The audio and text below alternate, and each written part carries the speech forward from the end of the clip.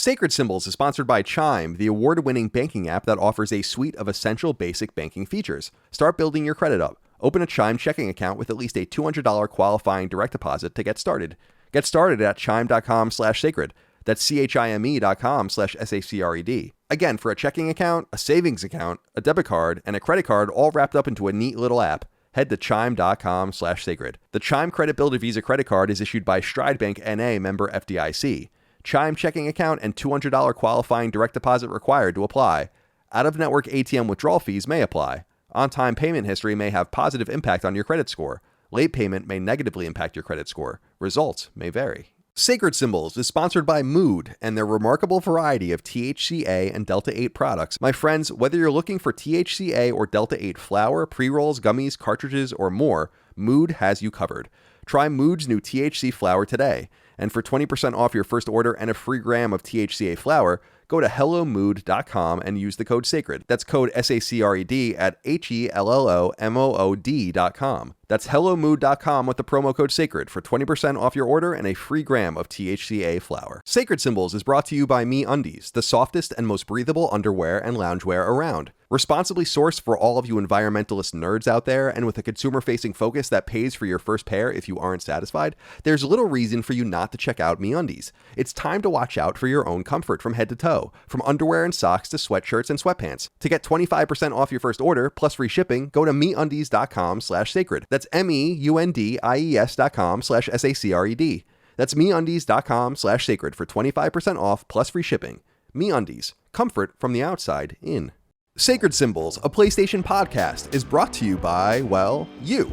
If you want to learn how to support our show, go to patreon.com/laststandmedia.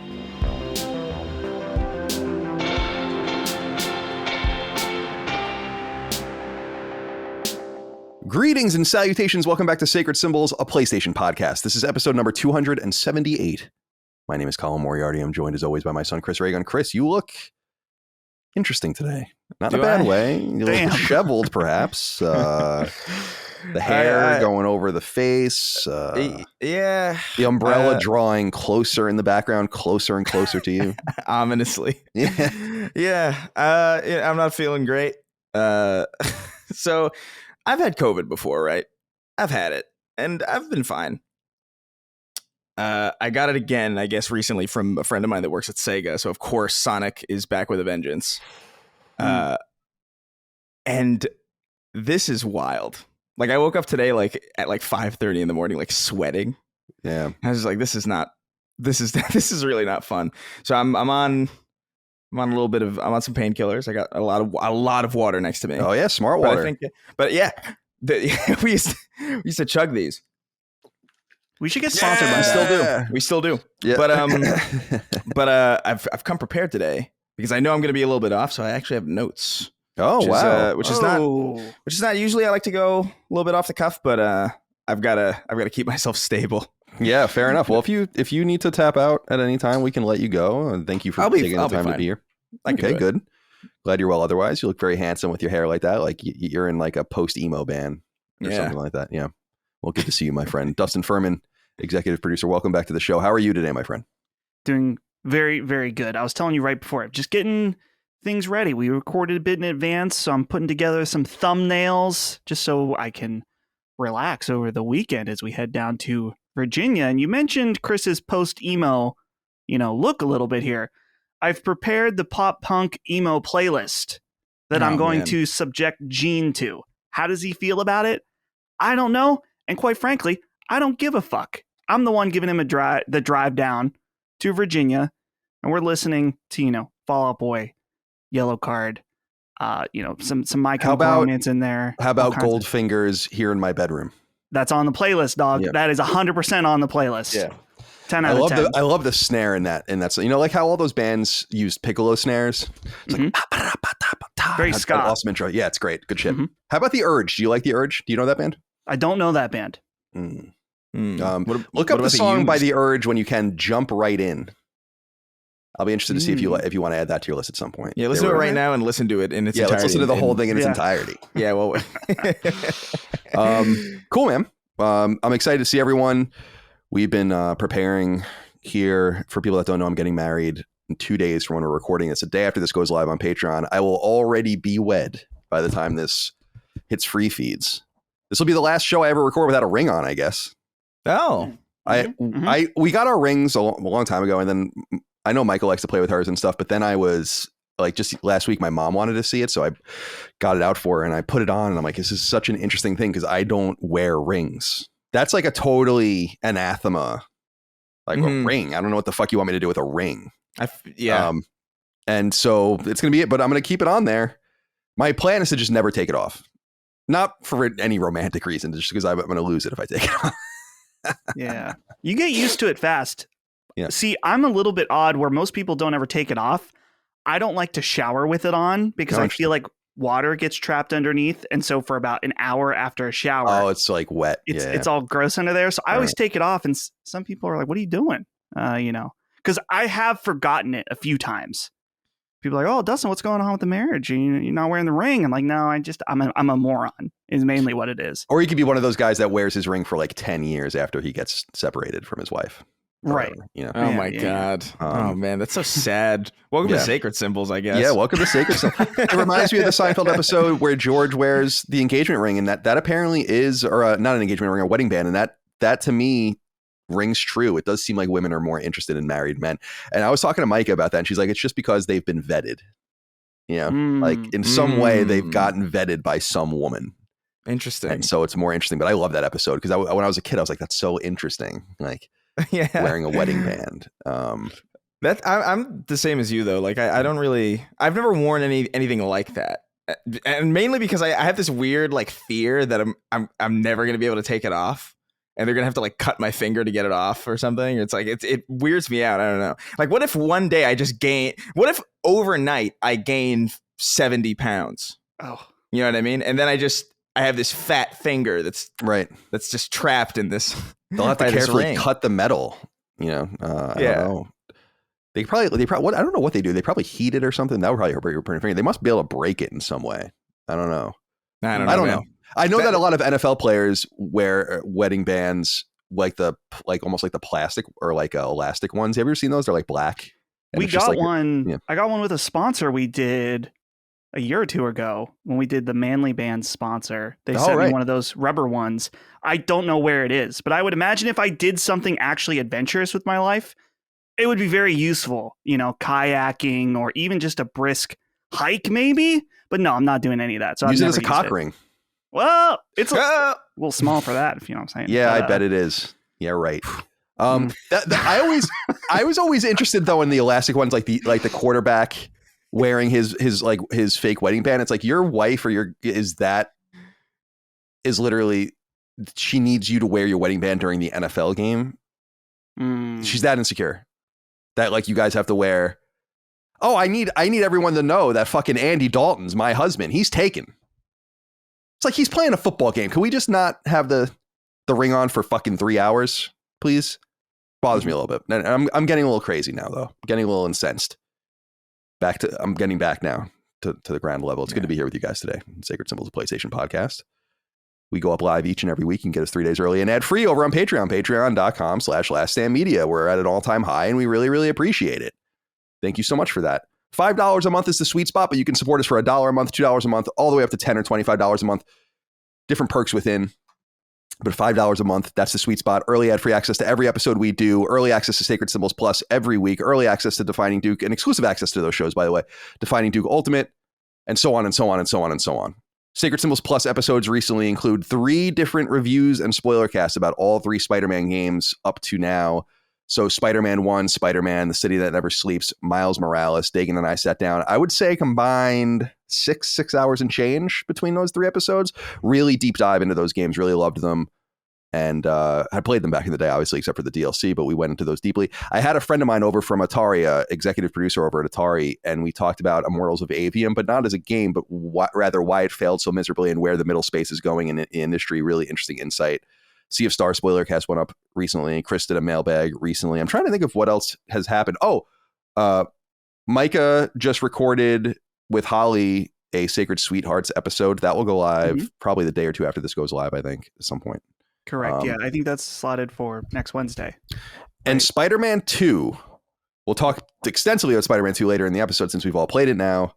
But we'll do a spoiler cast and review discussion about that imminently after the wedding. I think we'll probably just do 2 of them. What I think we'll do is maybe the 3 of us with Dagan, and then maybe just let everyone else do another one, because there's just so many people interested in this particular game. Why not? I mean, I don't know. Maybe doing 1 is enough. I have no idea. All right. What else? Merch. LastStandMedia.store. We appreciate you. Free shipping in the United States on all stickers, but we sell shirts, hats, sweatshirts, and so on, made in these United States. Please leave us nice reviews on podcast services, YouTube. You can leave a nice little comment. You can follow us there, whatever you'd like, video and audio, up to you. My friends, one of the perks over on patreon.com/laststandmedia is submitting your inquiries for the show on the weekly thread in the news feed. I pull them out. Whoa. I pull out. I'm a master of pulling out, and we take these various inquiries and put them throughout the show. We like to start by stretching our legs and being nonsensical. Let's begin, however, with a nice message from Daniel Walsh. She says, "Hi, y'all. Not so much an inquiry or question, but more of a message of best wishes and congratulations to Colin and Micah. As a longtime listener, I've largely followed since Podcast Beyond 2011-ish era, and barely ever writes. I feel like I've been on board for so many ups and downs on the Moriartys saga throughout the years. What I have noticed is the upswing of energy and general positivity ever since Micah has entered the picture, at least in Colin's broadcast persona. Seems to me that it's the happiest he's been in some time, and it's genuinely rewarding. As such a longtime fan to see you achieve that happiness. That's all. No content notes. Wishing you all the best from Sydney." Thank you, Daniel, for writing in. So yeah, this is it. Now the happiness, yeah, it's there. Is it relative to a normal person's happiness? I would say so. Yes. But nonetheless, I appreciate it. I do feel good. I feel confident. I'm not really nervous about the event. Yeah. You know, I just want to make sure everything, like everyone, like I've said a million times, I just want everyone to have a good time. Otherwise, I think it's going to be fine. It's going to be very silly, like in a lot of different ways. I'm coming down to the aisle. I'll tell you guys right now, I'm coming down the aisle to Glenn Fry's The Heat Is On. That's like what I'm walking down the aisle to. That's awesome. So, has anyone said to you like, "Oh, you having any second thoughts?" You know, something like that. Even if it's a joke, I always find that to be kind of odd. It's like, well, if the answer is yes, then that's severely fucked. You know, you got to do something fast. But I don't know. I always felt that was weird. Anyone say that to you? Yeah, I mean, over time, I guess people, not recently. It's funny because I'm 39 now. I turned 39 October 14th. And I guess if I was like 23 or something, I might have second thoughts. Not because you don't want to do it, but because it's like, wow, there's so much life ahead of you. Like, if I think about getting married when you got married, for instance, right. Dustin, I would have missed, I mean, an incredible amount of things. And I'm not saying relationships or anything. I'm just saying I would have been married during all of these random events. It would have changed my entire life. So, but now I think it's time. You know, it's time. I've put it off long enough. I found the perfect partner. And it's interesting because I was with a couple of women in different relationships for longer than I've been with Micah and had no interest in marrying them. And Micah and I got engaged a year and a half into our relationship, basically. So, and the only reason we waited. So, well, I'm sorry. I said, when you know, that's one thing that's hokey, but I believe is true. I agree with that. And the one thing that I was going to put this in my vows, but there's just really no eloquent way to put it in there. Is Micah and I don't, and we've talked about this. It's just hard to talk about this like in the most romantic moment of your life. So you don't want to like necessarily like say it then, but we've talked about how we don't believe that there's a one for you, like that there's one person for you. I don't believe that. And she doesn't believe that either. That's what makes these kinds of encounters so nerve wracking and important, because it's just two ships in the night. Like any number of nexuses could have been connected with any number of people. So it actually makes it more meaningful that there was no fate. It just happened. That scares me a little bit, where it's like, wow, that's actually more meta and deeper than even having someone out there that you're supposed to find, you know? But I don't know how to put that in like a Shakespearean sonnet for vow consumption. Use ChatGPT. Yeah, I told Micah that I was going to have ChatGPT write my vows, and she got really mad. That's awesome. Oh man, that fills me with such dread, but like I love it also. Yeah, I'm excited. I want to it's time. We're supposed to be. It's supposed to be a nice day on Saturday. It's supposed to be 80 apparently. Oh man. Let's see. Let's see what it says now. high of, oh, now my weather app doesn't want to load. I guess that's nice. Oh, no, there it goes. Oh, okay. 83 is the high. 60 is the low on Saturday. A little hot for me. I run hot now because of my medication over the last few years. I'm always fucking sweating. So we'll see how that goes. Daniel, thank you for writing in. And a lot of you wrote in nice words and comments. I really, really appreciate it. We'll do a Constellation episode about the wedding. Probably the next episode of Constellation will be me, Dagan, Micah, and someone else. And we'll get into all of the intricacies of the event. How hopefully it goes well. I'm speaking from a place of ignorance right now. I mean, that's the best part. Who the hell knows? Maybe someone, Mike and I have been kidding around that someone's going to be like, I object. Gene's gonna spontaneously combust. Yeah, in the middle. I'm thinking Dagan, after on Constellation this past week that's not out yet, we were talking about dancing. I'm thinking maybe Dagan goes wild, does a split, pulls a Lenny Kravitz, if you know what I'm saying. Maybe something like that could happen with some mild exposure. We can only hope, really. Well, we'll see. Mikey 8 Slices wrote in and said, "What's up, boys? I want to give Colin a shout out for his wedding this weekend. My best friend Billy is getting married the same day, and there's actually a connection between you and him. Both your dads were New York City firefighters together, Chris King, and he went to your house once, I guess, because your dads were friends. The same day he came over to my place afterwards and said he played video games with this older kid named Colin, and I only recently made the connection. Anyway, congratulations to you both. Billy, if you end up listening, I love you and I am so happy for you. I texted my dad about Chris King. That name sounds awfully familiar, but he hasn't gotten back to me yet. He's probably in a session.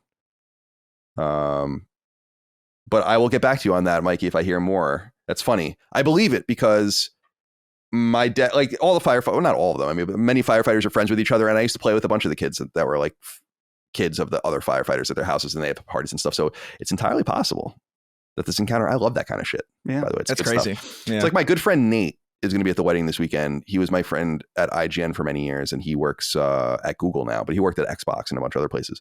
And his wife went to Northeastern Law School when I was at Northeastern undergrad, and we were there like the same years. And I love that kind of thing where it's like, did we ever just cross paths? Was I on like line behind you at Cadoba or something? I love that kind of shit. Not knowing someone or not really taking it with you and having some sort of chance encounter with them. Ramon and I think we saw each other at a 311 show in 2000 when we were in high school. But we don't know if we just made that up in our minds and materialized that over time. That to me is more interesting and more preferable than like an afterlife. Do you know what I mean? Like if I could die and then like I walk into a room and they're like, here's every like weird chance encounter that you've had like this in like a theater mode type setup. You know what I mean? Like those types of events where it's like you met this person 10 years later, but you actually like cross paths with them at like some, I don't know, some county fair like 10 years prior. And isn't that interesting? I'd be like, yeah, that's sick. And then they show you all these things and then you just cease to exist.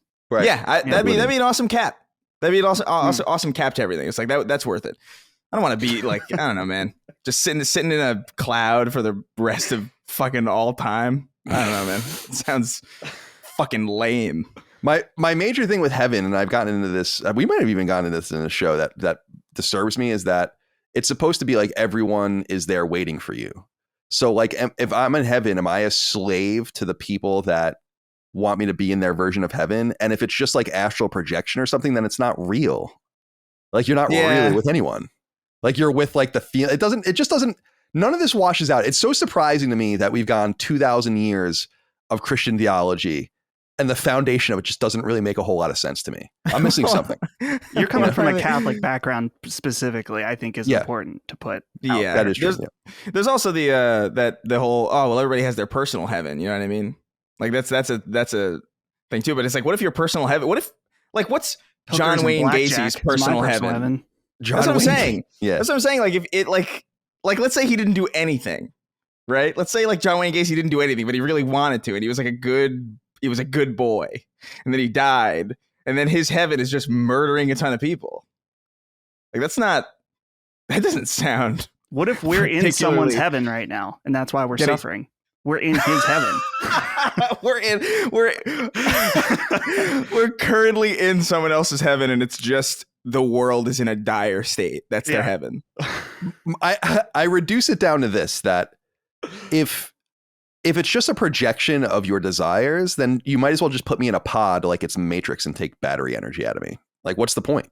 It's not real, right? It's just, here's what I'm thinking. I go to heaven. I'm not, by the way, I grew up Catholic, like you said. I didn't get confirmed. I can't go to heaven. I'm going to purgatory. But if according to Yeah, doctrine. you're fucked. Yeah. But if I go to heaven, right? I ascend to heaven, and I'm there and I'm hanging out, and then someone I know dies, like in the real world, and they're like, "All right, well, you're in this guy's heaven." And I'm like, yeah, but I'm here in my own heaven. And I got these other obligations now, too, because I'm, this guy died and I'm supposed to go hang out with this guy that's up here now. I love the idea. I love the idea of you in heaven going like, just like the hand on the head, like, oh, man. Like, do I have, in other words, Chris, what I'm asking is, do I have a social calendar? Yeah. Am I able to, and I'm not even trying to be sacrilegious. These are honest to God questions I was asking since I was like 8, No wonder when I went to Catholic school that the nuns wanted to fucking murder me. The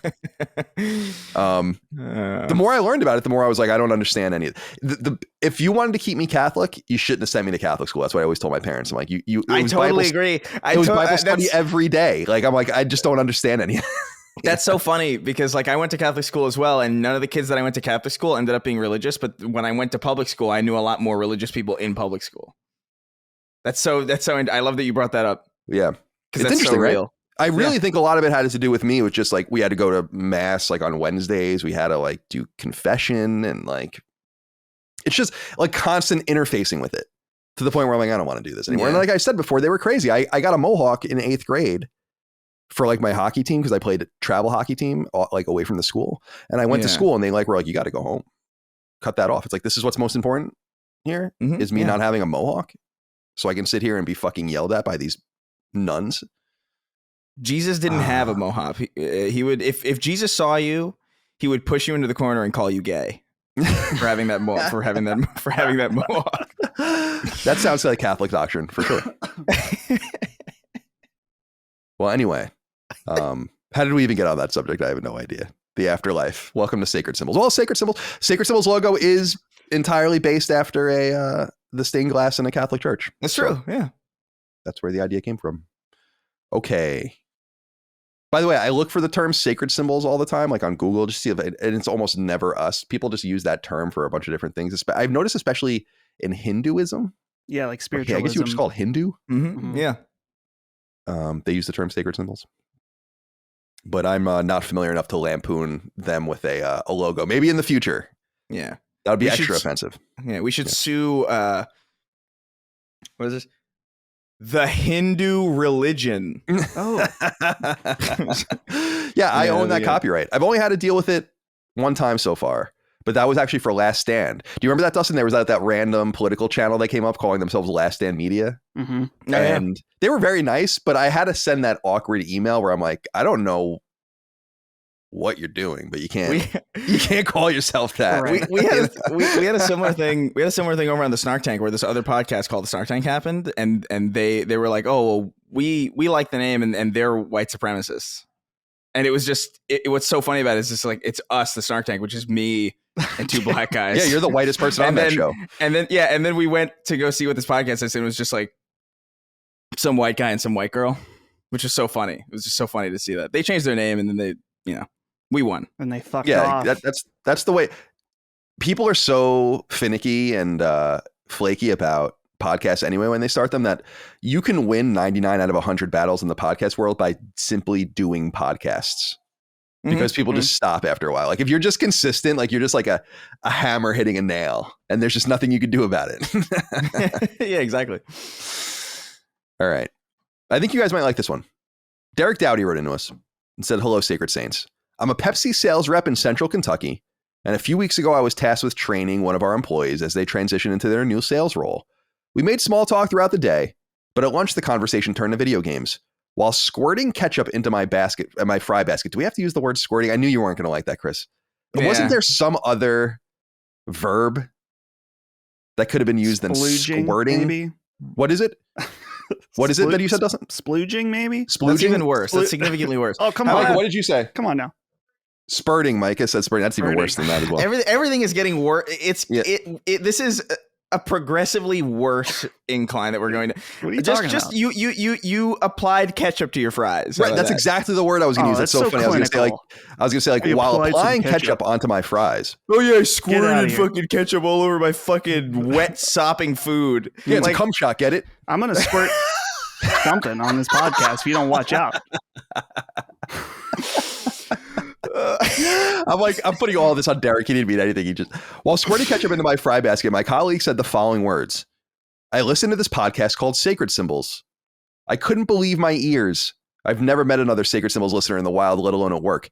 Just know that you have Pepsi support in the state of Kentucky. And here's a stand down to all the Coke drinkers in your audience. Thanks for all that you do. I am a Pepsi drinker, as you might know. Oh. Now, I have nothing against Coke. I vacillate, but for the last 3 or 4 years, I've been all Pepsi. One can a day. 1 can a day with dinner. You got to have it with dinner. Can't be drinking water with dinner. That's so weird. It is weird, yeah. It's so sterile. It's like when I go to the diner, right? I'll go to the diner with my dad. We'll get 2 burgers. It's like, oh, what do you want to drink? Take a Coke with no ice. Dad, what do you want? Water. Oh, always water. Yeah. Sometimes my dad will get black coffee with his burger. Well, that's a Come little. on, man. You like the water, Dustin. That's me being a cheap ass more than anything. Because I'm like, well, drinks can sometimes be $3.50. If you have 2 people, you're adding. Yeah, no, you're hard up, aren't you, Dustin? $7. You don't want to spend any of that. I don't want to spend $7. I know you're not hard up. Here's spend why. the $7. No. Here's the thing: is that I think about it. I'm like, okay, it's $7 for Holly and I each to get 1 drink that we can only use here. I could take that $7. I could drink for a fucking month or 2. What are we talking about? Like Eden Park? Anywhere. I mean, anywhere drinks now $3.50. Yeah, Pretty it's much. a good markup. You know, This is what the fuck, you, Colin. You're all about like, oh, save a little money where you can, and now you accuse me. Just saying, gotta be careful. You be buying these Pepsis out; they add up. yeah, that hit me where it hurt. Gotta be honest. Just fuck you. Just hit it where it hurt. Derek, thank you for writing in. I'm actually going to be back I was in Kentucky in 2014 for my birthday, and I'm planning on going back in 2024 for my birthday as well. I want to do the Bourbon Trail again with any friends that want to come along and do it with me. It's really fun. We're just going to rent like a huge van, get a driver, and just go to all the different distilleries over a couple of days and just get fucking silly. It's fun. It's really fun. Well, now that that's out, I take back the fuck you. No, you said we'll that. see. No, you can't do it. It's there. This is the real world. You can't take things back. You know? Yeah, damn it. Yeah, it's a shame. Alas. You're just whatever you say is it. You know, no taking it back. It's like math. Yeah. Sacred Symbols is sponsored by Chime, the award-winning banking app that offers a suite of essential basic banking features. Learn more now at chime.com/sacred. So the economy is kind of messy right now, and it's affecting everyone. But even in trying financial times, there's still a great deal you can control, like how you manage your own finances. For many of you out there that need to exercise only the basics of banking, we're talking about a checking account and a savings account, a debit card, or a credit card, my friends at Chime could be your soundest option. Their mobile app ties all of their offerings together cogently, so you can say, get a Chime Credit Builder Visa credit card up and running, so that you can work on bettering your credit score, all the while you get access to your direct deposit 2 days earlier than usual via your Chime checking account, with no overdraft fees up to $200. And if you've got some scratch left over, throw it in savings, also on Chime. Of course, if you need hard cash in your hands, Chime has you covered there too. With their debit card, you can shop online, of course, but you can also access more than 60,000 fee-free ATMs around the country, more than the top 3 national banks combined. It probably won't surprise you that the Chime app will be happy to guide you towards the closest machine, no matter where you are. Taking care of your money is important. You worked hard for it, so make sure it's in good hands when it's not in your hands. Start building your credit up. Open a Chime checking account with at least a $200 qualifying direct deposit to get started. Get started at chime.com/sacred. That's chime.com/SACRED. Again, for a checking account, a savings account, a debit card, and a credit card all wrapped up into a neat little app, head to chime.com/sacred. The Chime Credit Builder Visa credit card is issued by Stride Bank NA, member FDIC. Chime checking account and $200 qualifying direct deposit required to apply. Out-of-network ATM withdrawal fees may apply. On-time payment history may have positive impact on your credit score. Late payment may negatively impact your credit score. Results may vary. Sacred Symbols is brought to you by MeUndies, the softest and most breathable underwear and loungewear around. Learn more now at MeUndies.com/sacred and get 25% off your first order.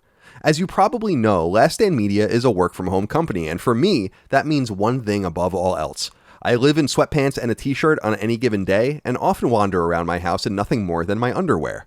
These are the perks of being the boss, I guess, and the good news is my grotesque body only scares my wife and dogs and no one else, so there are no hapless victims. I guess the point I'm trying to make is this. I understand comfort. I demand it, frankly, and MeUndies is here to keep you comfy. Now, I've been rocking MeUndies boxer briefs for years, and I highly recommend them. They're high quality, durable, soft, and with product names like Ball Caddy, well, you know they keep everything appropriately in place. Of course, you can go far beyond that with MeUndies, so don't let the name fool you. Hoodies, sweatpants, socks, t-shirts, and so on are also available, constructed in the same durable fashion as the titular undies, ready to maximize your comfort as fall draws fully upon us. Responsibly sourced for all of you environmentalist nerds out there, and with a consumer-facing focus that pays for your first pair if you aren't satisfied, there's little reason for you not to check out MeUndies. It's time to watch out for your own comfort from head to toe, from underwear and socks to sweatshirts and sweatpants. To get 25% off your first order, plus free shipping, go to MeUndies.com/sacred. That's MEUNDIES.com/SACRED. That's MeUndies.com/sacred for 25% off plus free shipping. MeUndies, comfort from the outside in. Yeah. Jeff wrote in, said, "Dear Sacred Crew, it is with a heavy heart that I write to you today. My son and I were cruising the toy aisle at the local Walmart and he noticed a Mario Kart Bowser toy. He said that he likes Bowser, so I told him he can get it. The next aisle over, I noticed a Mario action figure and pointed it out to him. He still held on to Bowser. Then his eyes shifted to the left and saw a Sonic action figure. He then set down Bowser and took up Sonic. I asked him if he was sure and he nodded his head. I always thought there was a small chance he wasn't my child, but now I'm sure of it. The Vatican said he wouldn't go near a child that possessed by the overrated abomination known as Sonic. Help me. SS. Can't say that. You're my only hope." Jeff, why couldn't you just be happy with, what do they say, Chris? Bird in the hand is better than two in the bush. Isn't that what they say? I don't know what that means really, but I'm going to go ahead and say this is,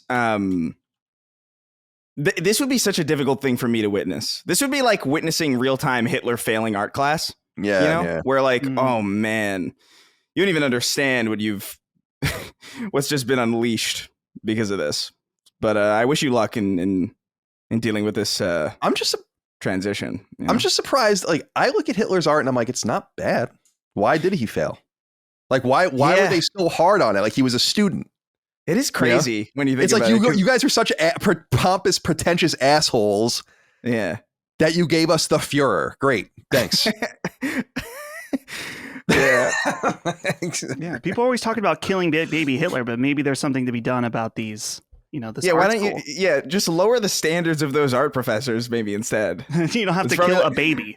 Yes, so you won't have to put a baby in a burlap sack and throw it down an elevator shaft, and instead you could simply convince an art teacher to be a little bit more lenient. It feels a little bit more approachable of a task, but why not a burlap sack? I don't know. I'm hallucinating right now, to be honest with you.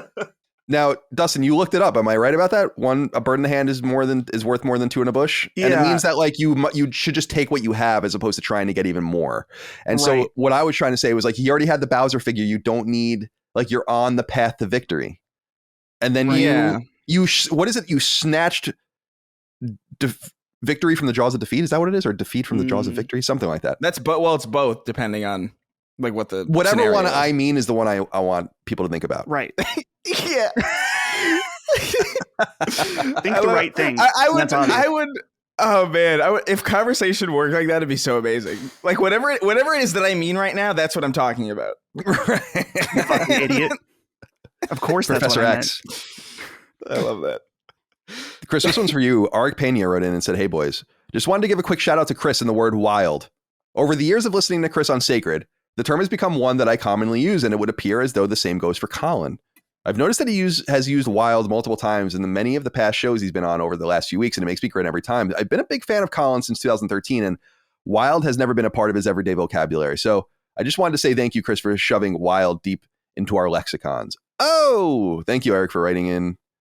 Yeah, you did add it to me. There are words I still identify today where I say them because very specific people said them to me. I've used the word marinate before, where I've said like, I'll marinate on that. That's literally from my freshman college roommate's friend. Mhm. Or I say no worries, which is something that my college girlfriend would say. Yeah. It's like, and you just, and I never said that before, and I just took that after, you know.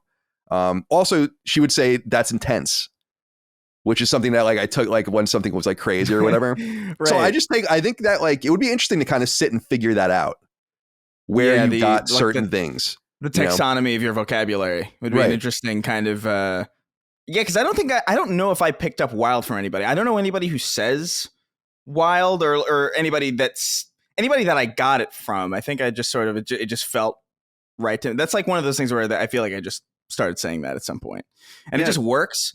But also, to be fair, that's also just like I say wild a lot because my actual vocabulary is very limited. That's probably also a big part of it. But I don't know if you've read the internet, but I wouldn't consider your vocabulary limited compared to a lot of what I'm seeing out there. Well, I appreciate that. People there are looking like they're typing on T9 fucking devices still. Dustin. Yeah. You were saying about figuring out these connections. Maybe that's part of like a bonus DLC when you die. You know, you figure out the connections of people. And then if you like helped an old lady across the street, they're like, okay, well, we'll let you know about this vocabulary thing. Yeah. Just like I would love a post-game Carnage report. Like it's like a stat screen. Post-game stats of life.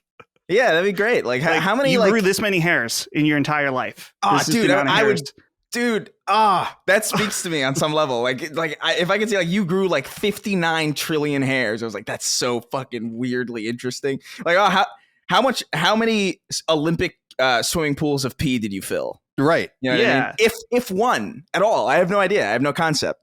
So there would be the stat that's like how many spiders you swallowed in your sleep, and it says 0, and you're like, I fucking knew that stat wasn't true. You know, of course I'm not swallowing a fucking spider when I'm sleeping. That's all I want out of life is answers. Like if I could found a religion, that was just founded on that prospect of like, listen, there's nothing afterwards. It's all you're gonna fade away, but you're gonna go into a little lobby where you'll have access to all the information that you could ever possibly hope to have access to, and then whatever. That's it. Right. Just a nice little wrap up of just like a payoff. Yeah. Any answer, like it's like you're done. You can't go backwards. You're gonna go forwards. Any remaining answer or any remaining questions you want answered? It's like, yeah, what, you know, it's like a Wikipedia, like a global Wikipedia. Yeah. It reminds me a little bit of you're not sports fans, but there's a sports firm called Elias that is well known for many people want to look it up. It's ELIAS. It's they have like this massive database of obscure stats and facts of sports teams. And they can kind of funnel through like the current happenings through it. So it's like, this has happened 3 times since this man fucking slept on his left side, you know, and shit like that. I like love that kind of stuff. It's so interesting. They're always just pulling this obscure shit out of it. That mean nothing, by the way. Like it means nothing that this team has never beaten this other team when it's been raining in this fucking city and all that. But that's the kind of shit they have. It's completely inapplicable in any way. It's just interesting. Exactly. It's just interesting to know. That's exactly right. Love it. Exactly right. All right. Well, who was that? Let me scroll back up. Eric, thank you for writing in. That is wild indeed. Chris, congratulations for penetrating my lexicon. Man, so many innuendos this episode. It's like, we're 33 minutes in. There's probably been at least 15. One every 2 minutes. Garrett Sorensen wrote in. Said, greetings, sacred boys from the Midwest. This question is more for Colin and Dustin as they are in houses, but Chris can jump in. With Halloween right around the corner, this is the first year my wife and I are homeowners. I do my best to avoid human interactions outside of work, but I don't want to be that asshole that doesn't pass out candy in the neighborhood. Is a bowl on the stoop with a take one sign sufficient? Or do I need to open the door and comment on costumes? I always appreciate the advice. I do the bowl at the stoop thing. Here's the thing is that I don't opt into Halloween. Like I'm not giving you my evening to do this. I don't have kids. I'm not doing anything. I'm not asking anything out of you. I'm going to do the essential, leave the bowl out with a sign. We put a sign, and it is true that the people at the door would just distract the shit out of our dogs all day. So we don't want any of that. But I think it's okay to put the bowl out, especially if you don't have kids. Like I'm not trying to, get crazy with it out here. I have things to do. Especially it's a Tuesday, I think, this year. Oh man, I'd be such a menace if I had a house on Halloween. I would hang like a big sign over my door, and I'd be like, "Don't come any closer. I'll fucking kill you. I'm gonna kill you. I will kill you. We will shoot on sight. Don't fucking stay away." And then it won't be a real threat because it's just like, oh, I'm just trying to scare them. It's Halloween. It's like, you know what I mean? It's Halloween. Yeah, it's Halloween. What, you're gonna write me up for like trying to get it being festive? Come on. Dustin, where are you on this in your neighborhood? Is your neighborhood a litter with trick-or-treaters? Yeah, I think I would be safe to leave out the bowl because you got to be careful in a more rural area. Someone, maybe they're the only trick-or-treater around. They're going to dump that thing in their bag. Absolutely. We see people with Ring cameras now. They get this every year. You see stuff like this, people dumping bags. So maybe not necessarily a safe bet depending on where you are. I'm a little unsure what we're doing this year. Normally, Holly and I do hand out candy because I think it's in our city. It's 1 hour. You have 1 hour to do trick or treat. You're not supposed to do before or after. So it's awesome because kids go fucking nuts. They're running. They're sprinting. They're like, they got to be efficient with that hour. So that's awesome. So yeah, normally we do it. I think Holly is busy though. So I have to decide if I want to hand out candy alone. I don't really want to do that. I also feel like I should, because I don't want to be the house that doesn't give out any candy, but I don't know. Why not have it both ways, though? I mean, I'm not the house that doesn't give out candy. I'm just like, here's a bowl of candy. It's huge. There's good stuff in there. Take what you want and just get off my property. Yeah, like we don't have to play this game. I don't know. Yeah. I feel like if I'm going to do it, I want to hand it out. Oh, you're a ghost. That's so cute. Oh, you're dressed up as Princess Peach. That's so cute. I can't. I can't. I'm sorry. I just can't. I could do it. It's just a matter of it's like, like, what's your time worth? You know what I mean? Like, can you play? Right. Can you be playing a lot of a video game instead? You know? And do you want to do that? If you feel like you have like this essay was like, I feel like if I'm gonna do it at all, I should be handing it out. Then hand it out. You know, you'll get stories out of it. Probably some kid dressed as like Sonichu or something. Oh, every year we get a kid wipe out in front of our house, and we always get it on our Ring camera. Every year. Without fail, a kid will fall in front of our house because I'm telling you, they're going nuts. They know kids. They may be young, they're very dumb, but they understand the time efficiency when it comes to candy. They got to get their time in. So because they're running so much. Yeah. I thought you just like slicked your dude. Dustin fucking booby trapped his yard like the Viet Cong, like a fucking Home Alone. Yeah, I was like, I'm gonna freeze the driveway. Watch this. All right, one more. This one is for Dustin. David Colin Copeland wrote in and said, "Hey boys, we got to talk about Dustin and his jars." On the last episode, when talking about his anime waifu jars, he said in a rather suspect tone, "Hey, that's not for display, it's for utility." What does this mean? What is Dustin doing to his jar waifus? Why is it? What is the possible utility? I can imagine some pretty sinister applications, but Dustin being so nonplussed about mentioning it on the podcast makes me think I've let my mind run too wild. What's with the jars, Dustin? Thoughts and prayers, a concerned listener. Yeah, well, I'm not the only jar user in the company. As far as I know, Micah's also talked about having a jar or two. Does she? Which is interesting based on anatomy, but... Micah, do you have a jar? For the figure. Oh, okay. She says she makes jokes about it, but she doesn't have one. No, she says she doesn't have one. Yeah. Sorry, you can't put this on someone else. Well, I'm just saying, David, you use the internet to write this question. Use the internet to find out the answer. Yeah, there you go. Actually, do it so it doesn't get dusty or whatever.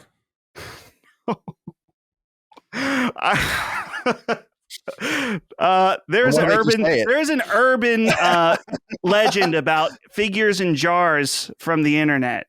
That's the joke that I'm making. Don't look it up. But whatever you're imagining, yeah. Figures in jars. Look at them. Enter. This is not something I can splice into the show. Yeah. This is you're not.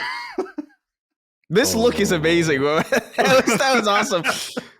That was like watching somebody get stun locked. I like how the first thing is a Reddit thread. It says, "What is the joke with people putting their figures in jars?" Hmm. Yeah. Well, there you go. You'll have your answer if you click on that little thread. There's an answer with, I don't know even how you do this on Reddit, with huge letters, and it says "they wank into the jar" in all capital letters. Right. So, yeah.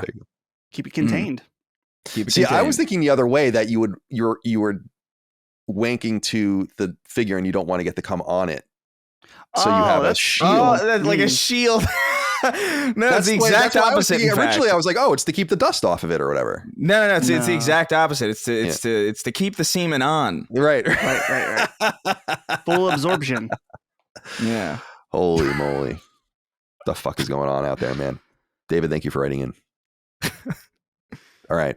Let's get into a few. It's time to actually talk about video games now. It's only 40 minutes into the show, so you guys got a quick one this week. Lucky you. What do I have here on my notes? Oh, Annihilation. I wrote down that film. Because I want to watch that film. Please. That's it? That's it? Wait, what do you mean? That's all it says. It says Annihilation with an arrow, and then it says film. Yeah. That is true. I have the same thing. I have the same thing where I'll have like a grocery list, and then I'll have like an arrow pointing to it that would say groceries, as if I won't know that by looking at the fact that it's just obviously a grocery list. Notes are insane.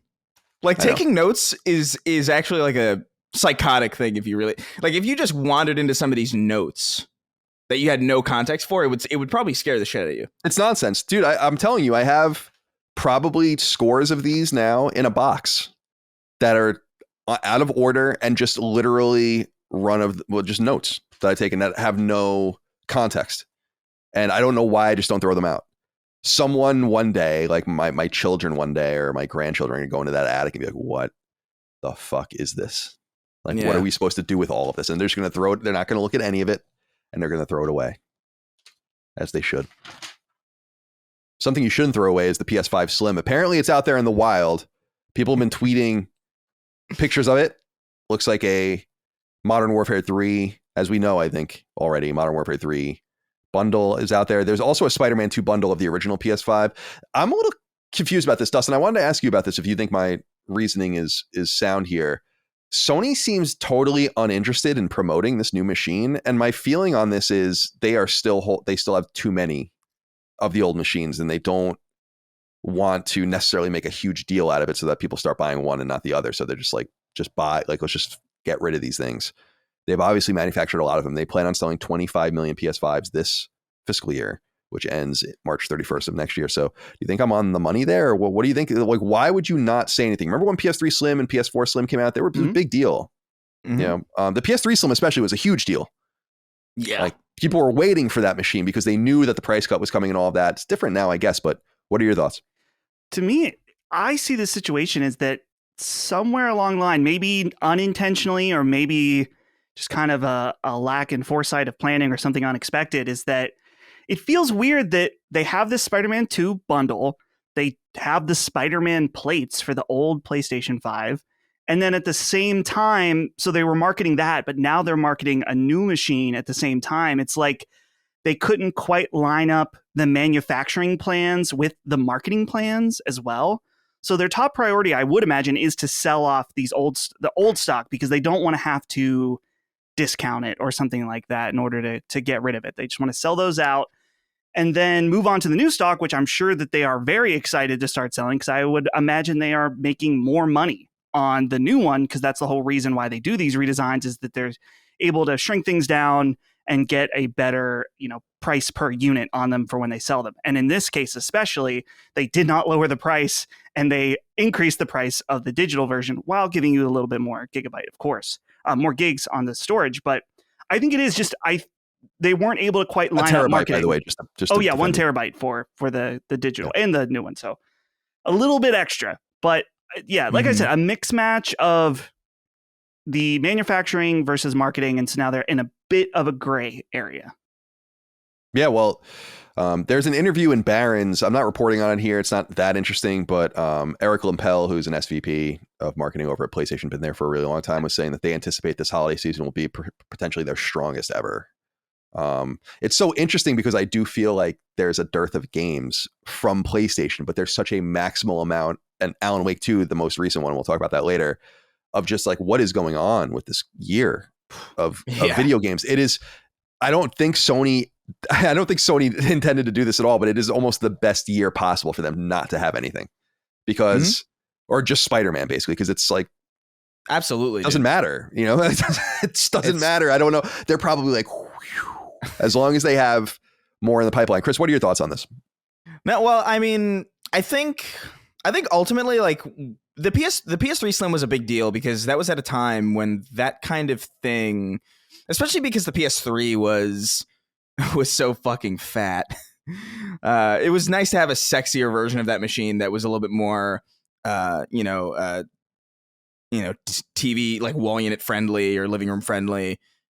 And it was back in a time when that was the substitute for the mid-generation refresh. So that was like a bigger deal. I think whereas like now, I feel like slim consoles really aren't, they're not really the star of the show anymore because we know that the mid-generation actual refresh is coming, like the pro versions of these consoles. Even with the Xbox One, when they did the Xbox One S and X, the X was the thing that people gave a shit about. This S was almost like a kind of like a secondary thing that, I mean, they marketed it still and it sold, well too, but it's really all about that mid-generation refresh. Even we're talking about on the show where it's like, yeah, we'll be more interested in the pro. Oh yeah. And I think that's probably true of just a lot of people. And it's probably why this thing isn't being pushed, because they know they're going to sell PlayStation 5s anyway, regardless of what type of PS5 it is. I just don't think it's a major concern of them marketing wise. But it's also possible too that they just things in like behind the scenes are just totally disheveled in that way, and maybe things got pushed into certain areas where it wasn't meant to be this way exactly, and we have a lot more stock than we intended to, and I'm sure that probably plays into it as well. But I'm not sure that they would have heavily marketed this thing even if that wasn't the case. It also kind of stands to reason that they don't have a huge problem on their hands probably with the old PS5 unit, simply because people are going to want that unit. It was very similar to PS3. Like, people still wanted the old PS3s. In fact, when PS3 Slim came out, the value of old PS3s went up. Yeah, because there's like 3 or 4 different basically permutations of the fat PS3 where you can get different things on them, like all the USB ports on it, like the really old one that was like, I think 60 gigs when it came out or whatever. And then there was the one with like a bunch of things removed from it and all the rest. And people wanted all these bespoke ones. Some had like full backwards compatibility with PS2. Some didn't have full backwards compatibility. Yeah. What'd you say? That backwards compatible one is still expensive. It's very desirable. I mean, you get PlayStation 1 through 3, one box, on one machine. HDMI. Yeah, and it's frustrating that they, at the time, it's funny, Sony was in a very defensive posture at that time. Like, they're like, we cannot afford to have this. Like, we got to remove things from this machine. And they were like, the PS2 backwards compatibility, like, we can just remove the chip for that and be done with it. And that's why they did it. But I think that people are going to be interested in the old one still, because it's got a disk drive natively in it. It's like, if you know that that's what you want, then you might as well just get the old one anyway. And why even bother with this new one? But there is this non-news item. I have 2 of them this week, and we'll begin with one of them. I don't know if you guys saw this circulating about PS5 Slim requiring a one-time internet connection. Does anyone stop crying? Like, does it ever stop? Does the crying ever stop? Who the fuck doesn't have a connection to the internet for a one-time use to marry the 2 pieces of hardware together, which, by the way, is required by law for them to do that? It just never ends. By law for them? Yeah, because it's an anti-piracy measure. And it's part of like the Digital Millennium Act, I think, or something like that. So they have to, they literally have to connect it to the internet in order to, but even if not, it's like, who cares? What is the constant complaining all the time? Yeah, well, it's in 20 years, the PSN's not going to be up anymore, and I'm not going to be able to connect my fucking, new old stock PS5 drive. It's like, oh my God. Yeah, I understand. Look, you're right. It is a very dumb thing to complain about. However, spiritually speaking, this has the energy of like why do I need to pair my dehumidifier with an app type deal? You know what I mean? Where it just has this extra. It's like this isn't necessary for the thing to work. So it's bothersome that it's there at all. It's not a big deal at all. And I guess if it's legally required, then there's really not much they can do about it either. So it's even more of a kind of a non-issue. But I do get the initial knee-jerk reaction. It's like, does everything need this now? It feels like it's going to be like a situation where like, I can't wait to wear my new Converse. And then there's like, you have to pair your Converse with your fucking phone or something. And it just feels so There is something to this needlessly online world that we're living in that is a little bit frustrating to see it applied to something as basic as a disk drive. But it's not really a big deal, especially because if it's a one-time thing and it's legally required, I guess it's not that huge of a problem. Yeah, I mean, it's just, yeah, I understand what you're saying. And by the way, I believe in the lo-fi appliance too. When I outfitted my house when it was being built with the various appliances, I intentionally got lo-fi, unconnected or disconnected appliances, like my washer and dryer and my fridge. And I'm like, I don't want, like, my uncle who lives, basically down the street from me has, like, all this beautiful stuff, but it's all interconnected. I'm like, this is so unnecessarily sophisticated for me. I don't need this. I don't need a dishwasher that tells me when I need to fucking empty it or something on my app. So I totally understand and agree with you there.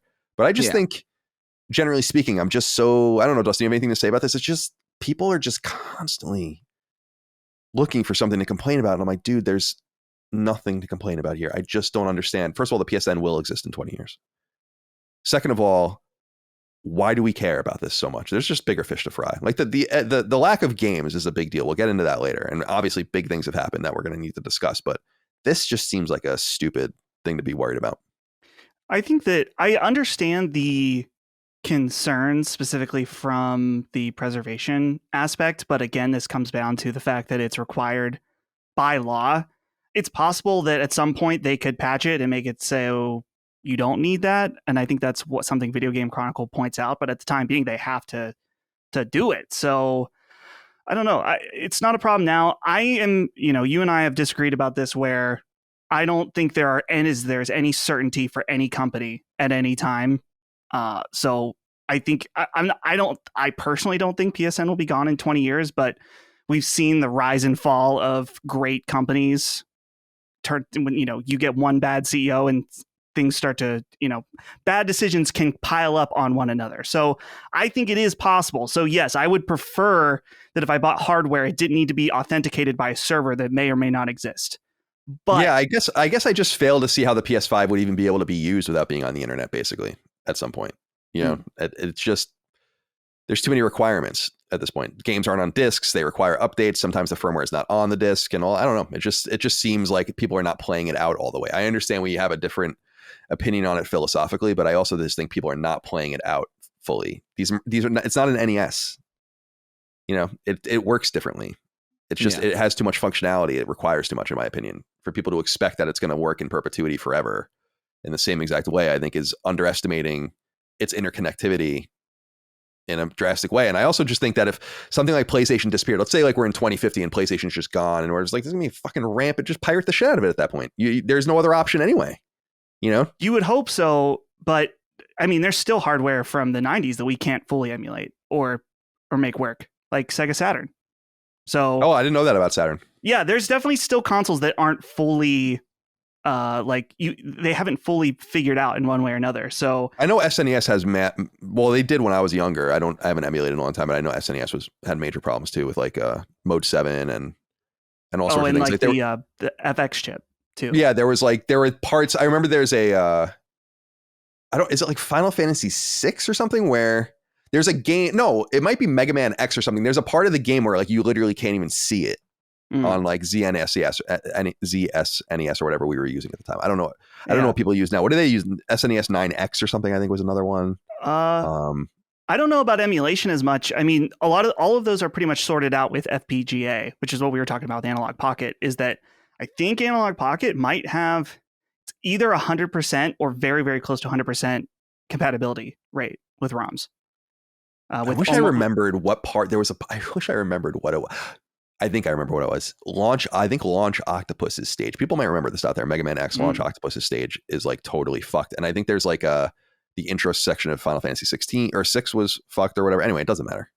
The point is that I think we're over concerned about this. Anyway, the PS5 Slim is out there in the wild. You'll be able to find it soon enough. Sacred Symbols is brought to you by MeUndies, the softest and most breathable underwear and loungewear around. Learn more now at MeUndies.com/sacred and get 25% off your first order. As you probably know, Last Stand Media is a work-from-home company, and for me, that means one thing above all else. I live in sweatpants and a t-shirt on any given day, and often wander around my house in nothing more than my underwear. These are the perks of being the boss, I guess, and the good news is my grotesque body only scares my wife and dogs and no one else, so there are no hapless victims. I guess the point I'm trying to make is this. I understand comfort. I demand it, frankly, and MeUndies is here to keep you comfy. Now, I've been rocking MeUndies boxer briefs for years, and I highly recommend them. They're high quality, durable, soft, and with product names like Ball Caddy, well, you know they keep everything appropriately in place.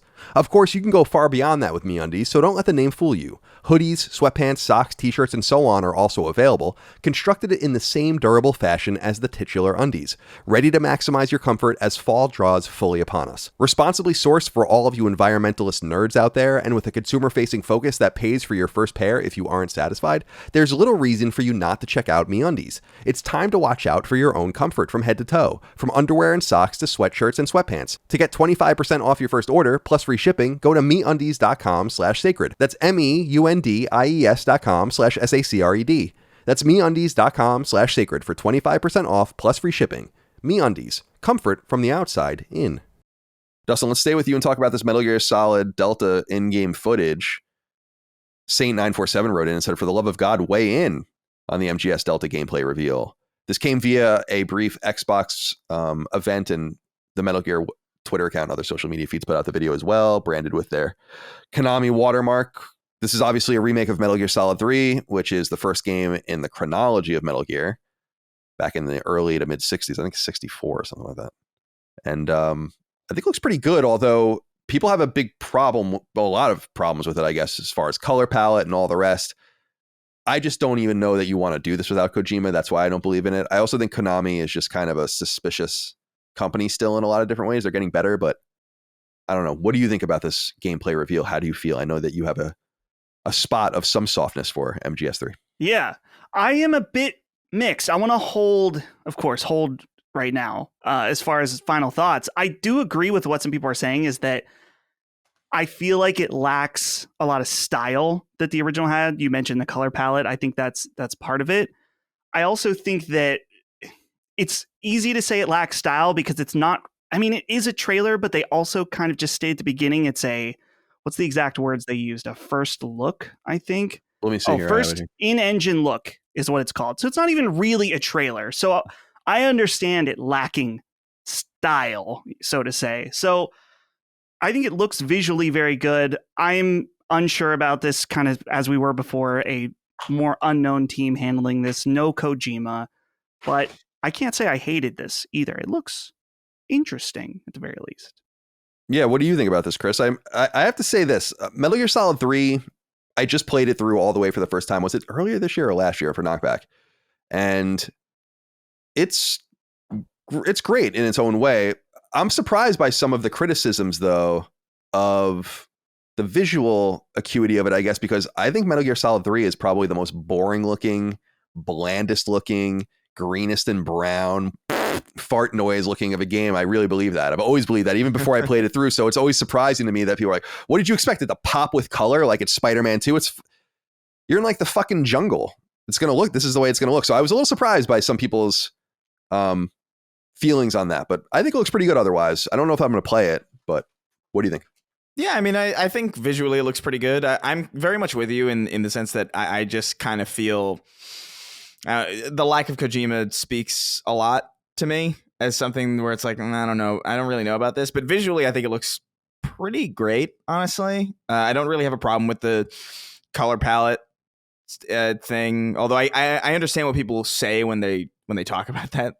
So I understand what people are talking about with that stuff, because I'm a little bit particular when it comes to certain, like I felt that way about Resident Evil 4 specifically, where like Resident Evil 4, I love the muted kind of beige aesthetic of that game.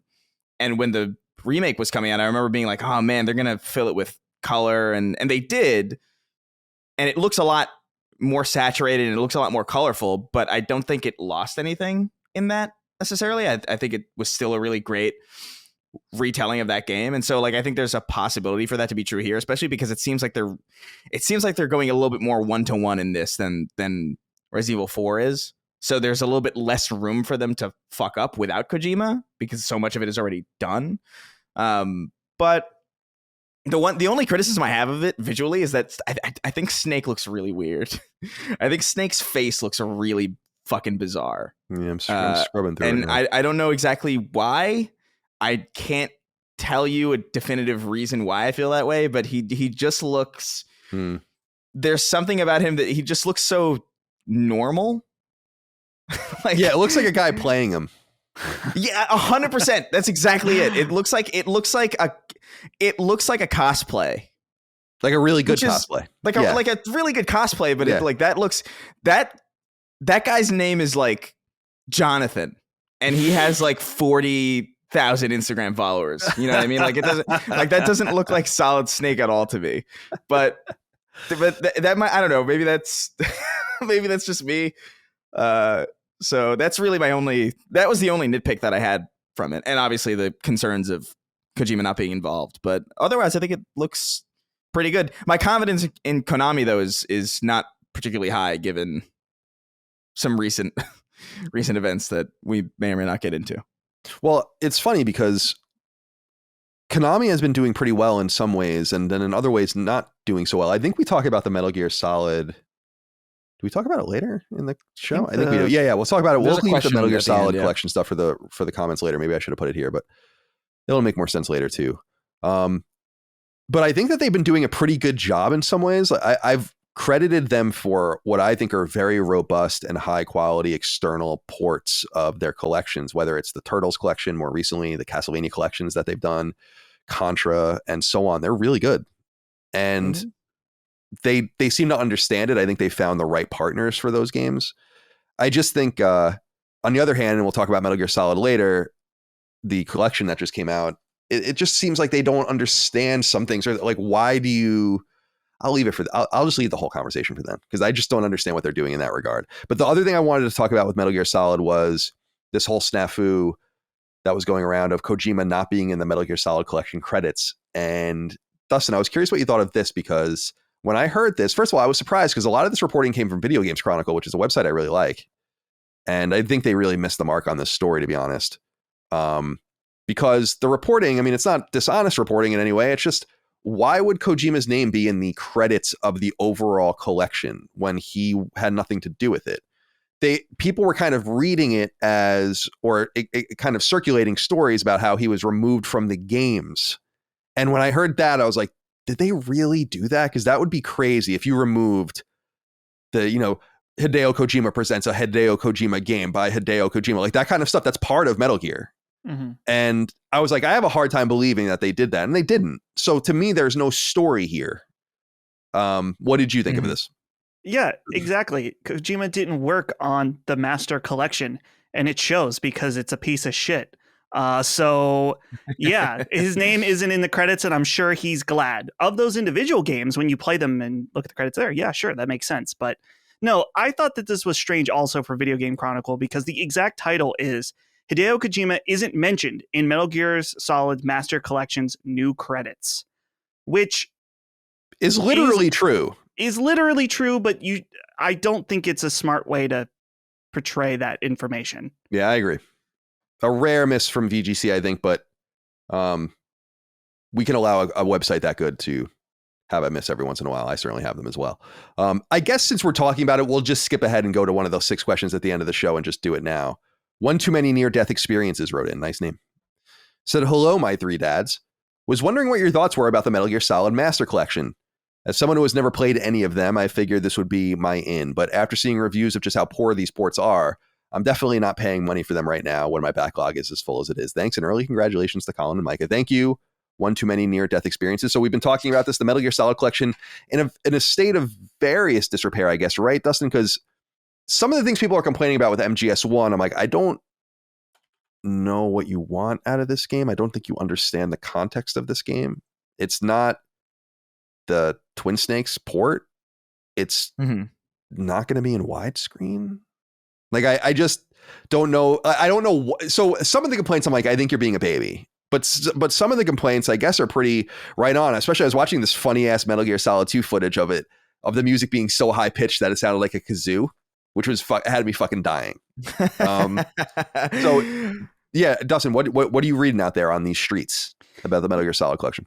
Yeah, well, I think we can agree that it already seemed like they were kind of, in terms of the technical aspects of the games, were doing the least amount possible. And, I don't necessarily, I want more. I would love to see these games in 4K. I think the first game in particular on PlayStation, that's the one I'll give them the most grace for, because to my understanding, and maybe I'm wrong about this, but you can't just flip a switch and make that game 60 FPS. A lot of the game's logic is tied to the frame rate. So I'm more okay with that one staying the way it is. But in terms of these other ones having frame pacing and other bugs and stuff like that, it's like you at the very least needed to just take what we already had in the HD collection from 360 and the PS3 and just bring that up in the exact same way. And you didn't even do that. So that's what's so disappointing. And it sucks, because I know there's a lot of people that are interested in these games. There's a whole new generation that wants to get into these games. And this could have been the thing that we could point to that's like, yeah, it's maybe not everything we had dreamed of, but it's suffice, it's good enough. And right now it seems like that's not even the case. So very disappointing overall. I will not be purchasing it right now. Hopefully they fix it. And if they do, then I'd be willing to look at it again. But it's just, it's sad for such a legendary series. Yeah. Where are you on this, Chris? Are you interested in these games? I know you love Metal Gear, so. Yeah. I'm definitely not picking this thing up. Like there were certain look, I understand that there's a lot of grace given towards Metal Gear Solid 1 because, it's got all these like weird little intricacies that were tied to, the frame rate is tied to game logic, and that's fair. However, that to me doesn't, you're being paid. Your job is to get these games playable on modern hardware. And I understand that that's true. Like, dude, when the Halo collection came out, it was completely fucked, because I think, what is it? Halo 1 and 2 like had similar things where like, oh, their frame rate is tied to, like, the animations were tied to frame rates, and frame rates were tied to all this other stuff. And they figured that out with a game that was, I mean, let's be fair, far more complicated than Metal Gear Solid 1 is. So to me, I'm just like, you can't get a team of people to figure that out to get this game running at 60 frames per second. You can't do that.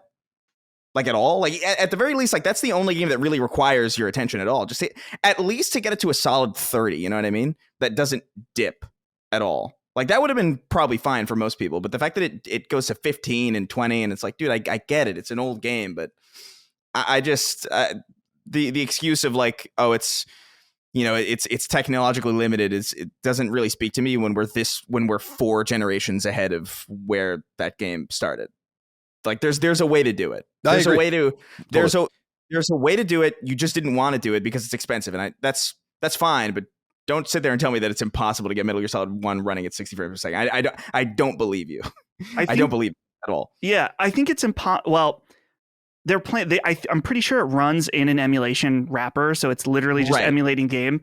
Which I guess you could argue it is It may be. I don't want to say for sure. It may be impossible to do it in that way, right? But like, but that's what I mean. It's like, it's just a low. It's a low amount of effort put into this, which is like, I don't know, man. It's just disappointing because that's the only game that I feel like really needs that care.